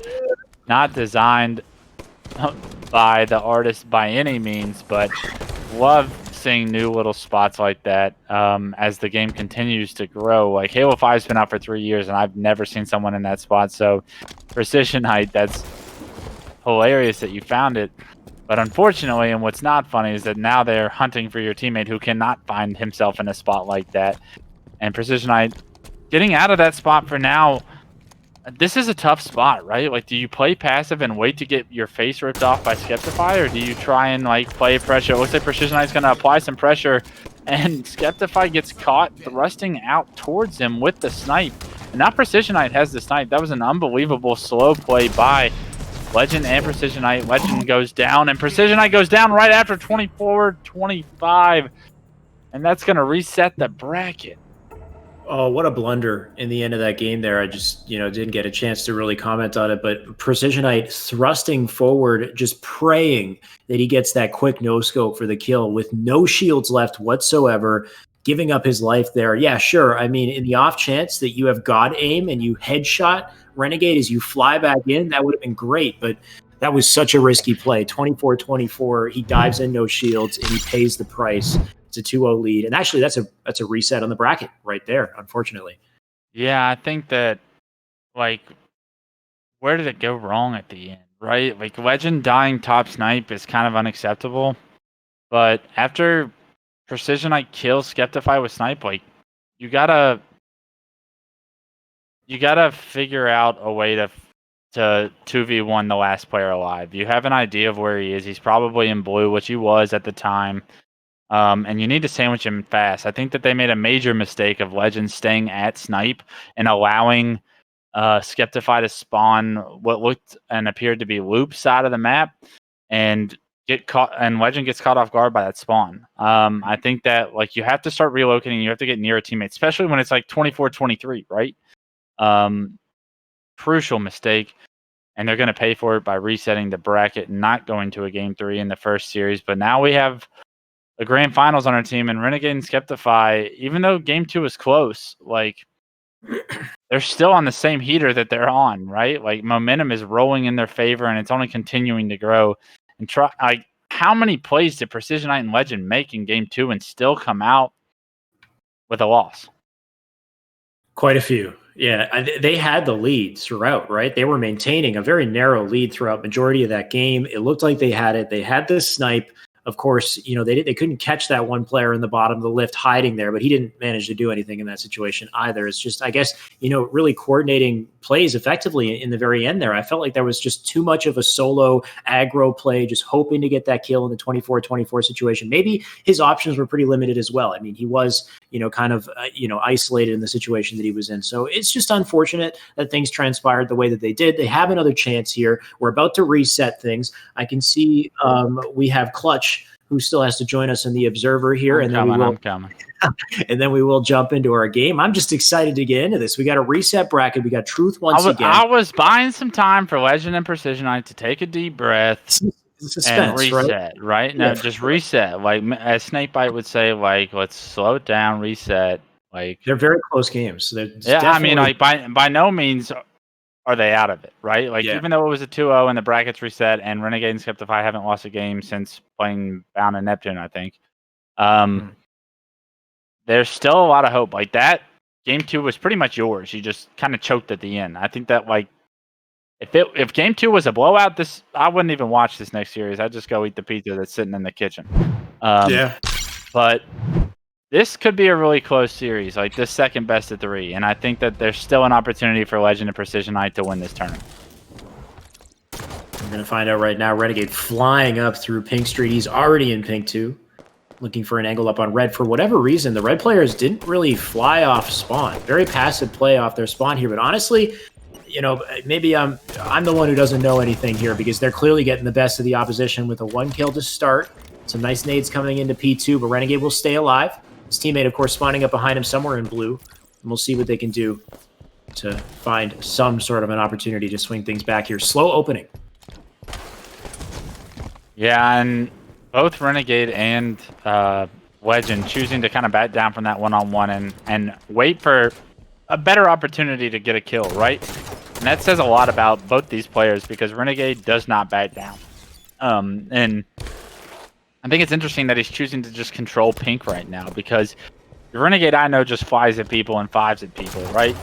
And I think that he's showing a lot of respect to Legend and Precision Knight right now that he typically doesn't show. And as I say that, he's flying off a Pink, throwing a nade, and picking up a kill somehow. But typically, like, Renegade is in your face and disrespectful when it comes to some of the challenges that he like typically goes for. I think that Renegade has kind of learned his lesson a few times throughout this series and understood like that these guys aren't necessarily just pushovers. We only just won 25-24. Now we're seeing Renegade play a little bit more intelligent, and because of that, it's 4-2. He's more focused on map control, more focused on like using teamwork and waiting for his moment to strike, not just challenging the world. Yeah, he is playing this textbook right now. Like you said, way more focused on map control. He's been controlling Pink the entire game so far and just being such a nuisance to kill. He's going to continue to do so. Of course, this is a 2v1 collapse, and they will finally get the best of him. Top map control now in the favor of Red, so let's see what they can do against it. But it looks like there was a trade right now. Septify with the battle on a Precision Knight. Precision Knight answering back. That's what you want to see in our bracket reset. No chokes from Precision Knight right here on screen with us as he makes his way, hopefully, up to Kara here. They're playing pretty passively in these bases, which gives up opportunities for blue team to have these high ground positions. Like, I want to say top mid, but John's kind of trapped in bottom mid right now. Just narrowly living. I don't know how this guy's alive. Precision Knight will get beautiful shots to just deny Septify on any form of challenge. What I thought was about to be a major blunder by Precision Knight and not being able to kill Renegade ends up being some pretty nice shots on a Skeptify who is flying at him under the base. John is able to play his life well enough to get Legend off a Pink 3 from top middle, and Precision Knight not able to impact that fight at all. You hate to see him not pick up that kill, but he didn't really have a nice angle on it. And because of it, Renegade's able to sneak up behind him, get the assassination, and finish off Legend. That's all because Renegade was able to stay alive from the battle he won with the Pink 3 guy top middle previously. And now Renegade's built his team a 1-kill lead. That was an unbelievable sequence by Renegade. But I love to see Legend and Precision Knight continuing to make like the individual plays and play off each other the way they have throughout today's tournament. Like, even though they just got 2-0'd in a series that they needed, I would say, to win, because I don't know these guys as players, but coming back in a grand finals after losing the first series is so difficult, and I can't imagine like what's going on through their heads right now, because this is probably the first time they played in like a grand finals against someone like a Renegade, like someone with the individual skill of Renegade and Skeptify, to the point where like they've got to be second guessing how they choked that second game still, and they're forced to just jump right into this game. But it's just a 2-kill game, like I said, and Renegade and Skeptify aren't necessarily running away with it just yet. Yeah, like you said, the game is relatively close, but if you take a look at the map control, it's just so heavily in the favor of blue, controlling Pink constantly, and actually they move away from it for a second. It looks like Precision Knight's trying to look for an opportunity to push up, but once again resetting things. Renegade with the perfect positioning on top mid, and Septify looking for the cleanup, and he doesn't get it. This is amazing right here. If he misses that nade, which he does, we have the collapse, 11-10 on the scoreboard, an opportunity for high map control right now from Precision Knight and Legend. Precision Knight will fly in through the red base as his teammates sits up on top mid trying to look for some defense. Yeah, we saw Precision Knight on Legend's screen flanking Car, and as I say that, Legend picks up a huge 5 on the Skeptify, but Renegade and Precision Knight are going to trade Car side of the map. It's going to tie the game up 12-12. Phenomenal job of Legend and Precision Knight to use their teamwork once again to get back into this with some nice shots from Legend on the Skeptify to add to it. Legend right now finally controlling P3 here. Shots into Renegade, also revealing his position as well. He might not even need the team help, though. Look at this battle. Finally, Precision jumps in for the chip shot to finish things off, and a double team on Deceptify as well. This is huge. This is the momentum swing right here in our halfway point in the game. Now 14-12 as Legend flies back to top mid. They have the map control in their favor. You can see both blue players stuck in the top of the base as they look for an opportunity to challenge this fight. Yeah, both blue players, and this is kind of the reverse setup that Renegade and Skeptify are used to having, right? Like, we're used to seeing them be top middle and a player stuck in the base. How are they going to be able to break this setup? Are Legend and Precision Knight going to be able to kind of apply the same pressure that Renegade and Skeptify have done to them? It does look like they're going to opt to just fly top middle. Maybe that's how you break the setup, because they killed both of them by just flying out the window to top middle. John's able to trade the kill, and Skeptify is able to finish up the second one. And now it looks like, I mean, they got out of it somehow, but it wasn't pretty, it wasn't perfect, but they're no longer stuck in a base, right? And now they have multiple angles. John's going to be pink too, and Skeptify is going to get some nice shots into Legend right there. And their teamwork is paying off dividends right now, and allowing them to come back in this game, because it looked like Legend and Precision, I kind of had their number there for a second, where had the potential to extend their lead to 3 or 4.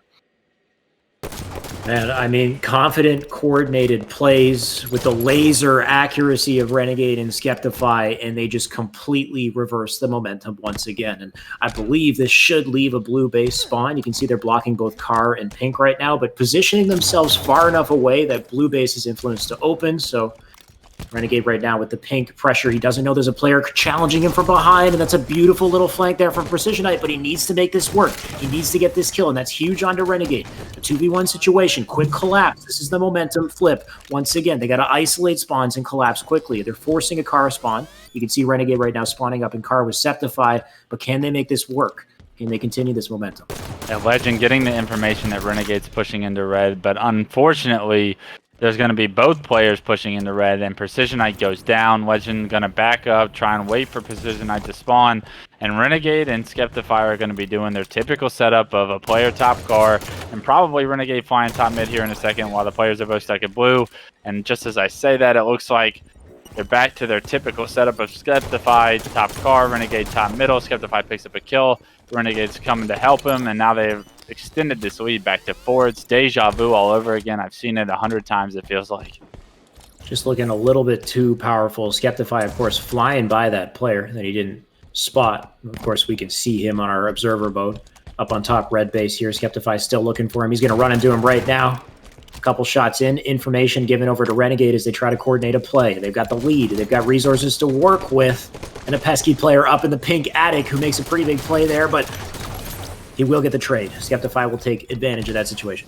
Yeah, Renegade having not only perfect shots right there onto Legend, but a nice melee to try and help his teammate get a nice easy kill and extend their lead to 5. Only 2 kills remaining for Renegade and Skeptify, and what really looked like another opportunity for Legend and Precision Knight to get a win in this series.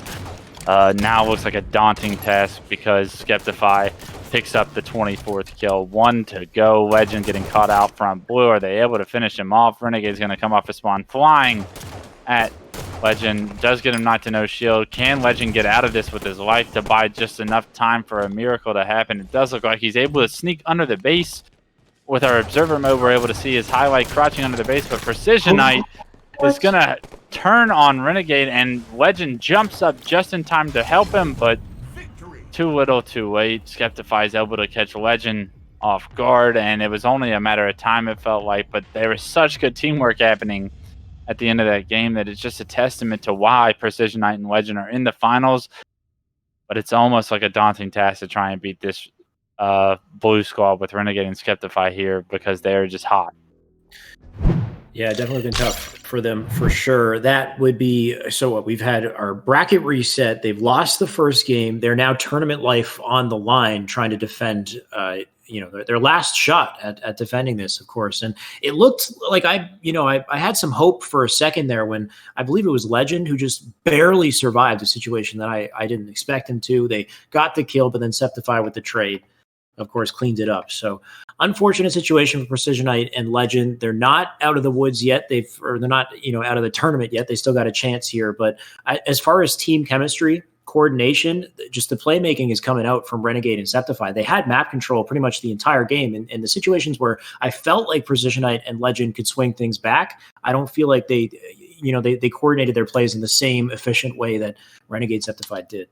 So. I felt like momentum really shifted for me when Skeptify and Renegade were both stuck top blue, and Precisionite and Legend were top middle and and pink 2, right? And I expected to see the kind of dominance that we've seen Skeptify and Renegade have when they have the top mid card pink setup, right? And then the other team stuck top the base. Like I expected to see 2 kills go in the favor of Precisionite and Legend. Right. And Renegade and Skeptify had a game plan of how to break that and had an idea of like, let's go together. We're going top mid. We're going to trade this kill out, and then you got to win your one-on-one. Mm-hmm. And in doing so, it kind of shifted all momentum and all map control that Precisionite and Legend had.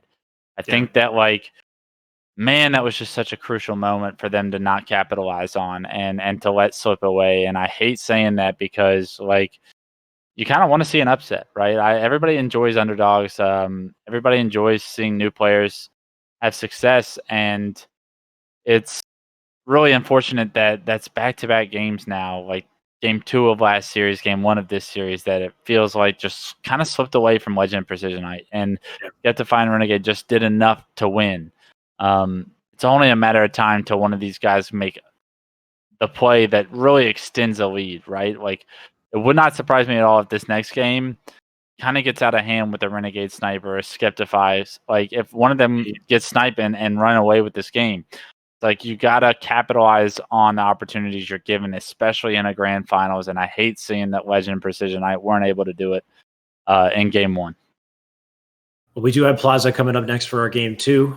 And I do know that Legend Precisionite have red side spawn, which is a little bit of an advantage coming into this OS snipe grab, I believe, at least. I feel like you get better opportunities to defend and grab OS. But we'll see how it goes, of course, as these players spawn up. Things relatively even on both sides. The final opportunity for Legend Precisionite and the opportunity for Renegade and Septify to potentially win this as well. So this might be our very last match here. It's going to be a doozy. And a great play by Legend to fly straight for the overshield. Interesting route by Renegade right there to go into yard, go top yard, and try and take out the overshield guy that way. I'm not really sure if I've seen people do that a lot in 2v2s, but he's unable to kill the overshield, and that's probably why people don't typically do it. And Legend getting the overshield there was a huge start to not only get it out of the hands of Renegade and Skeptify, but to get that 1 kill lead so far. It's 2-1, but Renegade is going to spawn and end up picking up the snipe.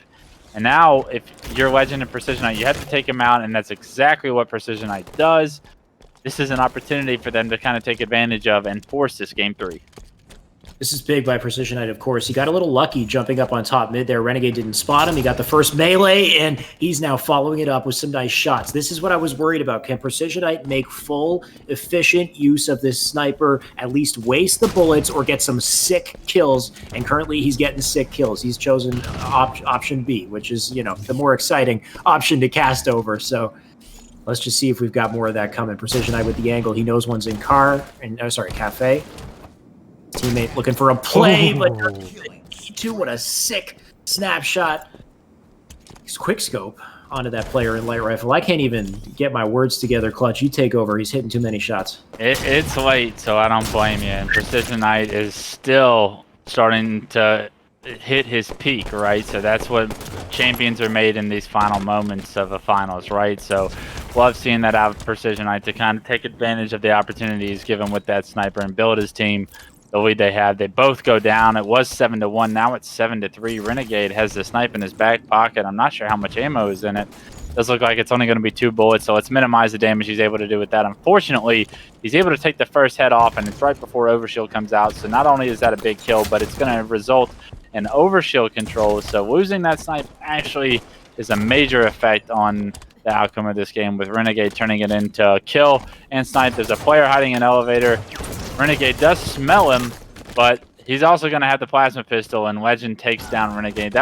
Renegade was actually looking for the plasma pistol, noticed it was gone, checked elevator to see if someone was hiding there, but Legend able to combo him and take him down. Just so much like meta going on in there, and so much strategy amongst both the players, and like what's running through their heads right now.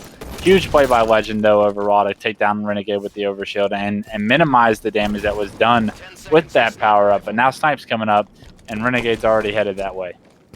That shoddy spot is such a scary place to be. You have no escape whatsoever, but I feel like Legend did the best he could with that situation, comboing Renegade, taking him down, and now here you go. They got the sniper. Well, actually, I believe that was Skeptify who had the sniper, and it will hopefully be picked up by a player on red here as they're looking for Renegade. That final player doesn't spot him bottom mid. The shots come in. Nice shots from Renegade to take him down. Another 1v1 with Legend. Legend needs to back down. He's going to get collapsed on this 2v1 situation here. But that missed jump from Jay gives him an opportunity to escape, and this is big for Legend. He can back down. Now he can work with his teammate. Skeptify might pay the price here. It looks like he does. Nice melee to take him out. Really quick spring jump through the market. That was so sick, Legend. You just got shy away points for that one. That was flawless. Yeah, but unfortunately on screen we had a really quick scope from Renegade that landed on the head of Precision. Oh, did it not happen on screen? I was watching crazy stuff that you guys didn't even get to see. Well, we could see it in observer mode, so we could see him jumping up top mid, and that was great acknowledgement of like the skill that like is being displayed from the other side of the player's screens, right? We can't watch all 4 points of view, so it's nice to know that like all these intricate things are happening while Renegade's looking for a head with Snipe, but he's also got something to say about the gameplay being displayed. Renegade going to be running straight for the overshield, but someone comes in and sniffs it right from under his feet. Legend doing a phenomenal job, and Renegade kind of not being on his P's and Q's allows Legend to get away with the overshield. Goes down with Snipe due to an explosive barrel, and that's a huge play by Legend that wins games, and I can't like state that enough, because right now Renegade should have overshield Snipe and should be probably running into yard, killing both players, but great job by Legend to stop any of that from happening. They've got the momentum, they've got the snipe, they've got the accuracy, the kills are coming in. They just need to carry this to a W. They had a similar situation like this in Plaza last time, but they didn't win it. These pesky trades from players like Septify just come in and disrupt the momentum. They got to stay alive here, and there you go. Renegade with the flawless shots. He'll carry things back and keep the match close. Still a favorable match for Red. And that was a big mistake by Legend to go for the no-scope there. You have your teammate with you. It's a 2v1. Make it a 2v1 and do some damage to help your teammate out. Instead, he's playing Ring Around the Rosie as Skeptify is able to pick up that kill, and then Renegade swoops in and picks up the perfect as well. And they go 1 for 2 in that situation where they had the numbers the whole time, it felt like. And now this lead that really feels like it should be 6 or 7 is only 3. And you got to feel that Renegade and Skeptify are once again going to end up squeezing this out at some point, but there's not a whole lot of time or room for that. Having the game be played to 25 and Renegade landing perfect shots on the Precision is a way to start. Legend and Precision, you got to just focus up because the next snipe is coming up, and this is the one that's going to matter. This is the one that's going to dictate the outcome of Game 2 in the Grand Finals. Something so unfortunate from Legend and Precision is just the low positions they constantly find themselves in. Like, thankfully, we got Precision with the sniper here. He's got an opportunity for some plays, but they're in bottom mid, they're under lift, or at this point, getting caught with your pants down on the nest ramp. There goes the snipe once again, still with a narrow lead in their favor. Legend flies forward, he dies, and that is a crucial moment to lose your life because John now has the OS, and he's making his way over for the snipe as well. Yeah, he knows Snipe's down up there. He's the one that killed that player, and it's a 1-kill game. Renegade has overshield Snipe, and I'm worried for Legend and Precision. What seems like a game that they have had control the entire time of is now on the brinks of being split open by Renegade and Skeptify.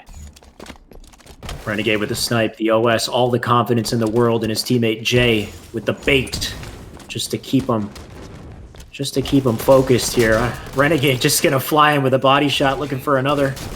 He'll miss that, but the nade will do the trick. And that'll force spawns, probably over in loop, unless he gets there fast enough. There you have it. Nope, the loop spawns right now. Precision, it's actually a split spawn. They push so fast that his teammate's going to spawn alone. And honestly, that bodes well for them because Legend is now forced into this 2v1 situation, now stuck on Nest. Renegade with the angle. He's just going to wait patiently until Septify gives him the info. Nice shots to back him down. He'll stay alive.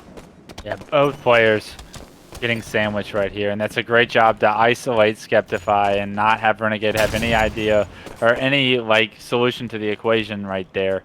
And they both are going to tease him with the snipe, but they're not going to end up getting sniped. And you want to see Renegade pick up a headshot there if you're a fan of the blue team, but he's not able to trade the kills. But great job by Legend and Precision to be trapped to snipe there and kind of isolated to a 2v1 instead of being a 2v2.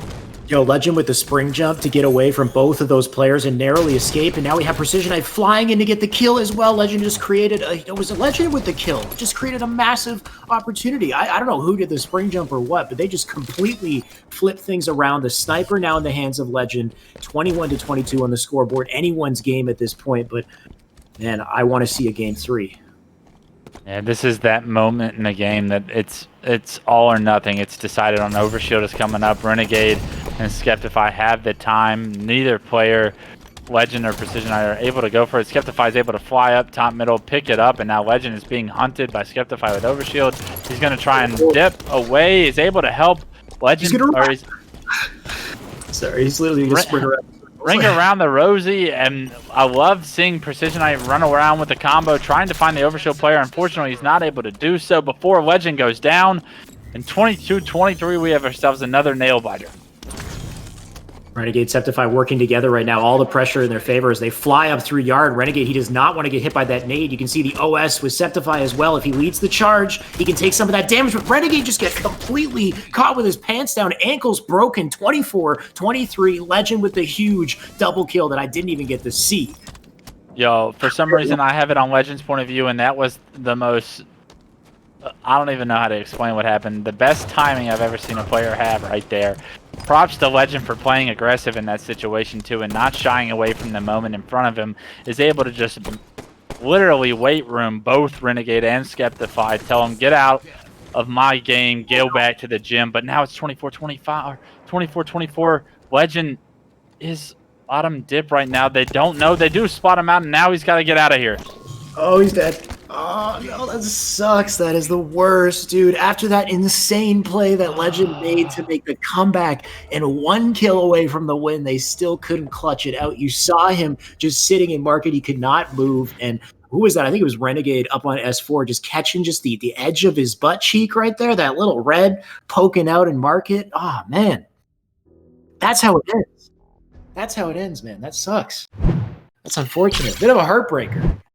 Major heartbreaker. You want to see a game 3. These games were so close in the finals of both series, really. There was only one game that really wasn't extremely close, and Renegade and Skeptify were just able to clutch up when it mattered most, right? Somehow that game, I have no idea how they won that game, especially after the double that Legend got.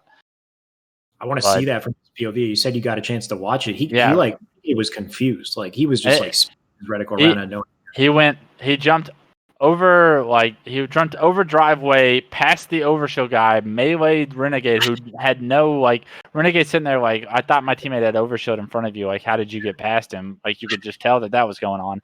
And then he drops down driveway, and the Overshield guy lands right next to him, and the Overshield guys turn around trying to find him, and somehow just ends up double meleeing him.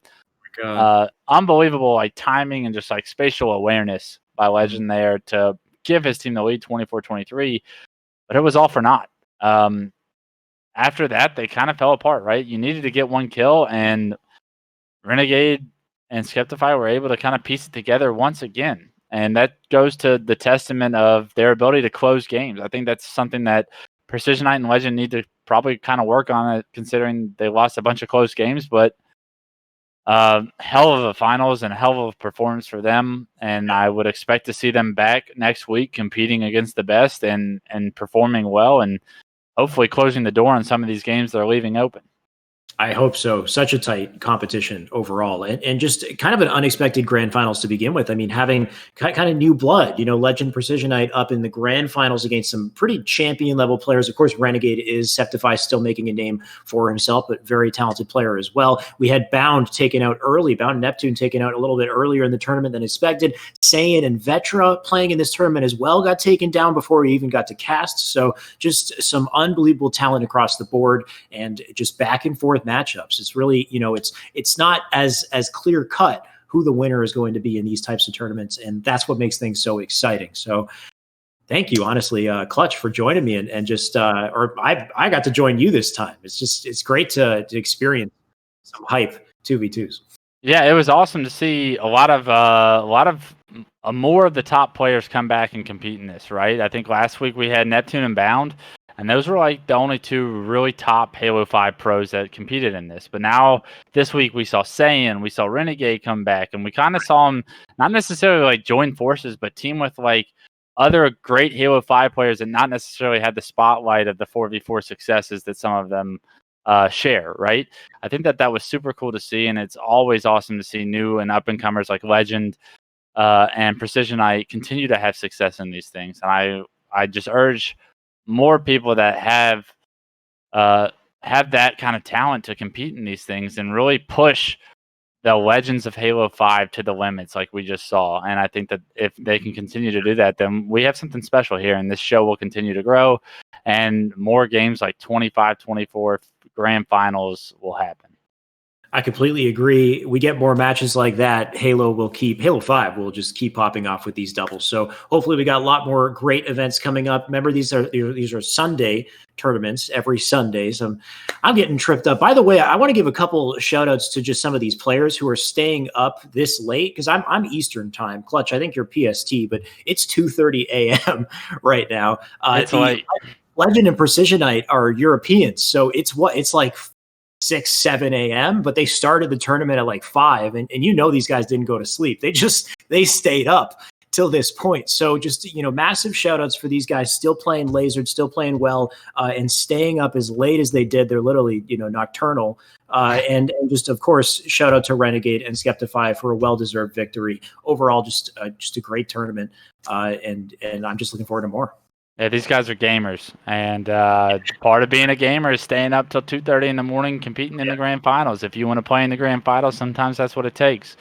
Lessons to learn if you're on the losing side of it, but I'm sure everybody that competed had a blast, and hope to see everybody compete next week. I agree. Thank you, Clutch, for joining me, and thank you, everybody, for tuning in. Of course, that's our Esports Arena online Halo 2v2, Halo 5 2v2. This is every Sunday. We'll be back next Sunday with more action, so stay tuned. We got more 2v2s coming up next Sunday. The past 4 years at Esports Arena, we really didn't know what our identity was. We tried our pro tournaments, we tried running content pieces, we tried doing music events, we had our memberships. We realized that the community just always kept coming back for our local tournament, for every Wednesday night, every Friday night, every Thursday night. So then it hit us. Series E is going to revolutionize the esports industry.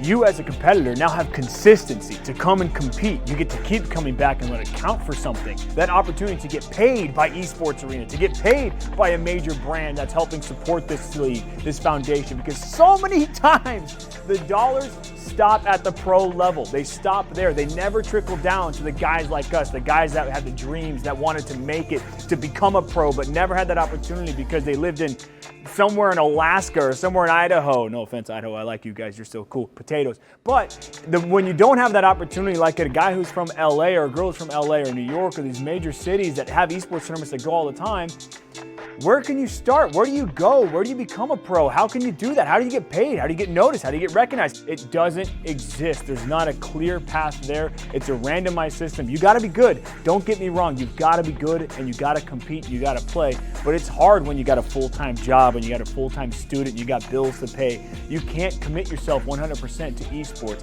Esports Arena wants to change that. We are going to change that. You're going to get $1,000 a month in pay from Esports Arena. We're going to travel you across the country to compete compete against other people just like you. That's the feeling that I'm looking at that 8-year-old and I'm thinking, man, this person could become a professional gamer, but how? Now they're going to start their path at Esports Arena, and they're going to compete to become that next pro, to become that next influencer, to become that next superstar. They're going to start at Esports Arena. That's what Series E is all about. Opportunity for everyone to be your first step in esports.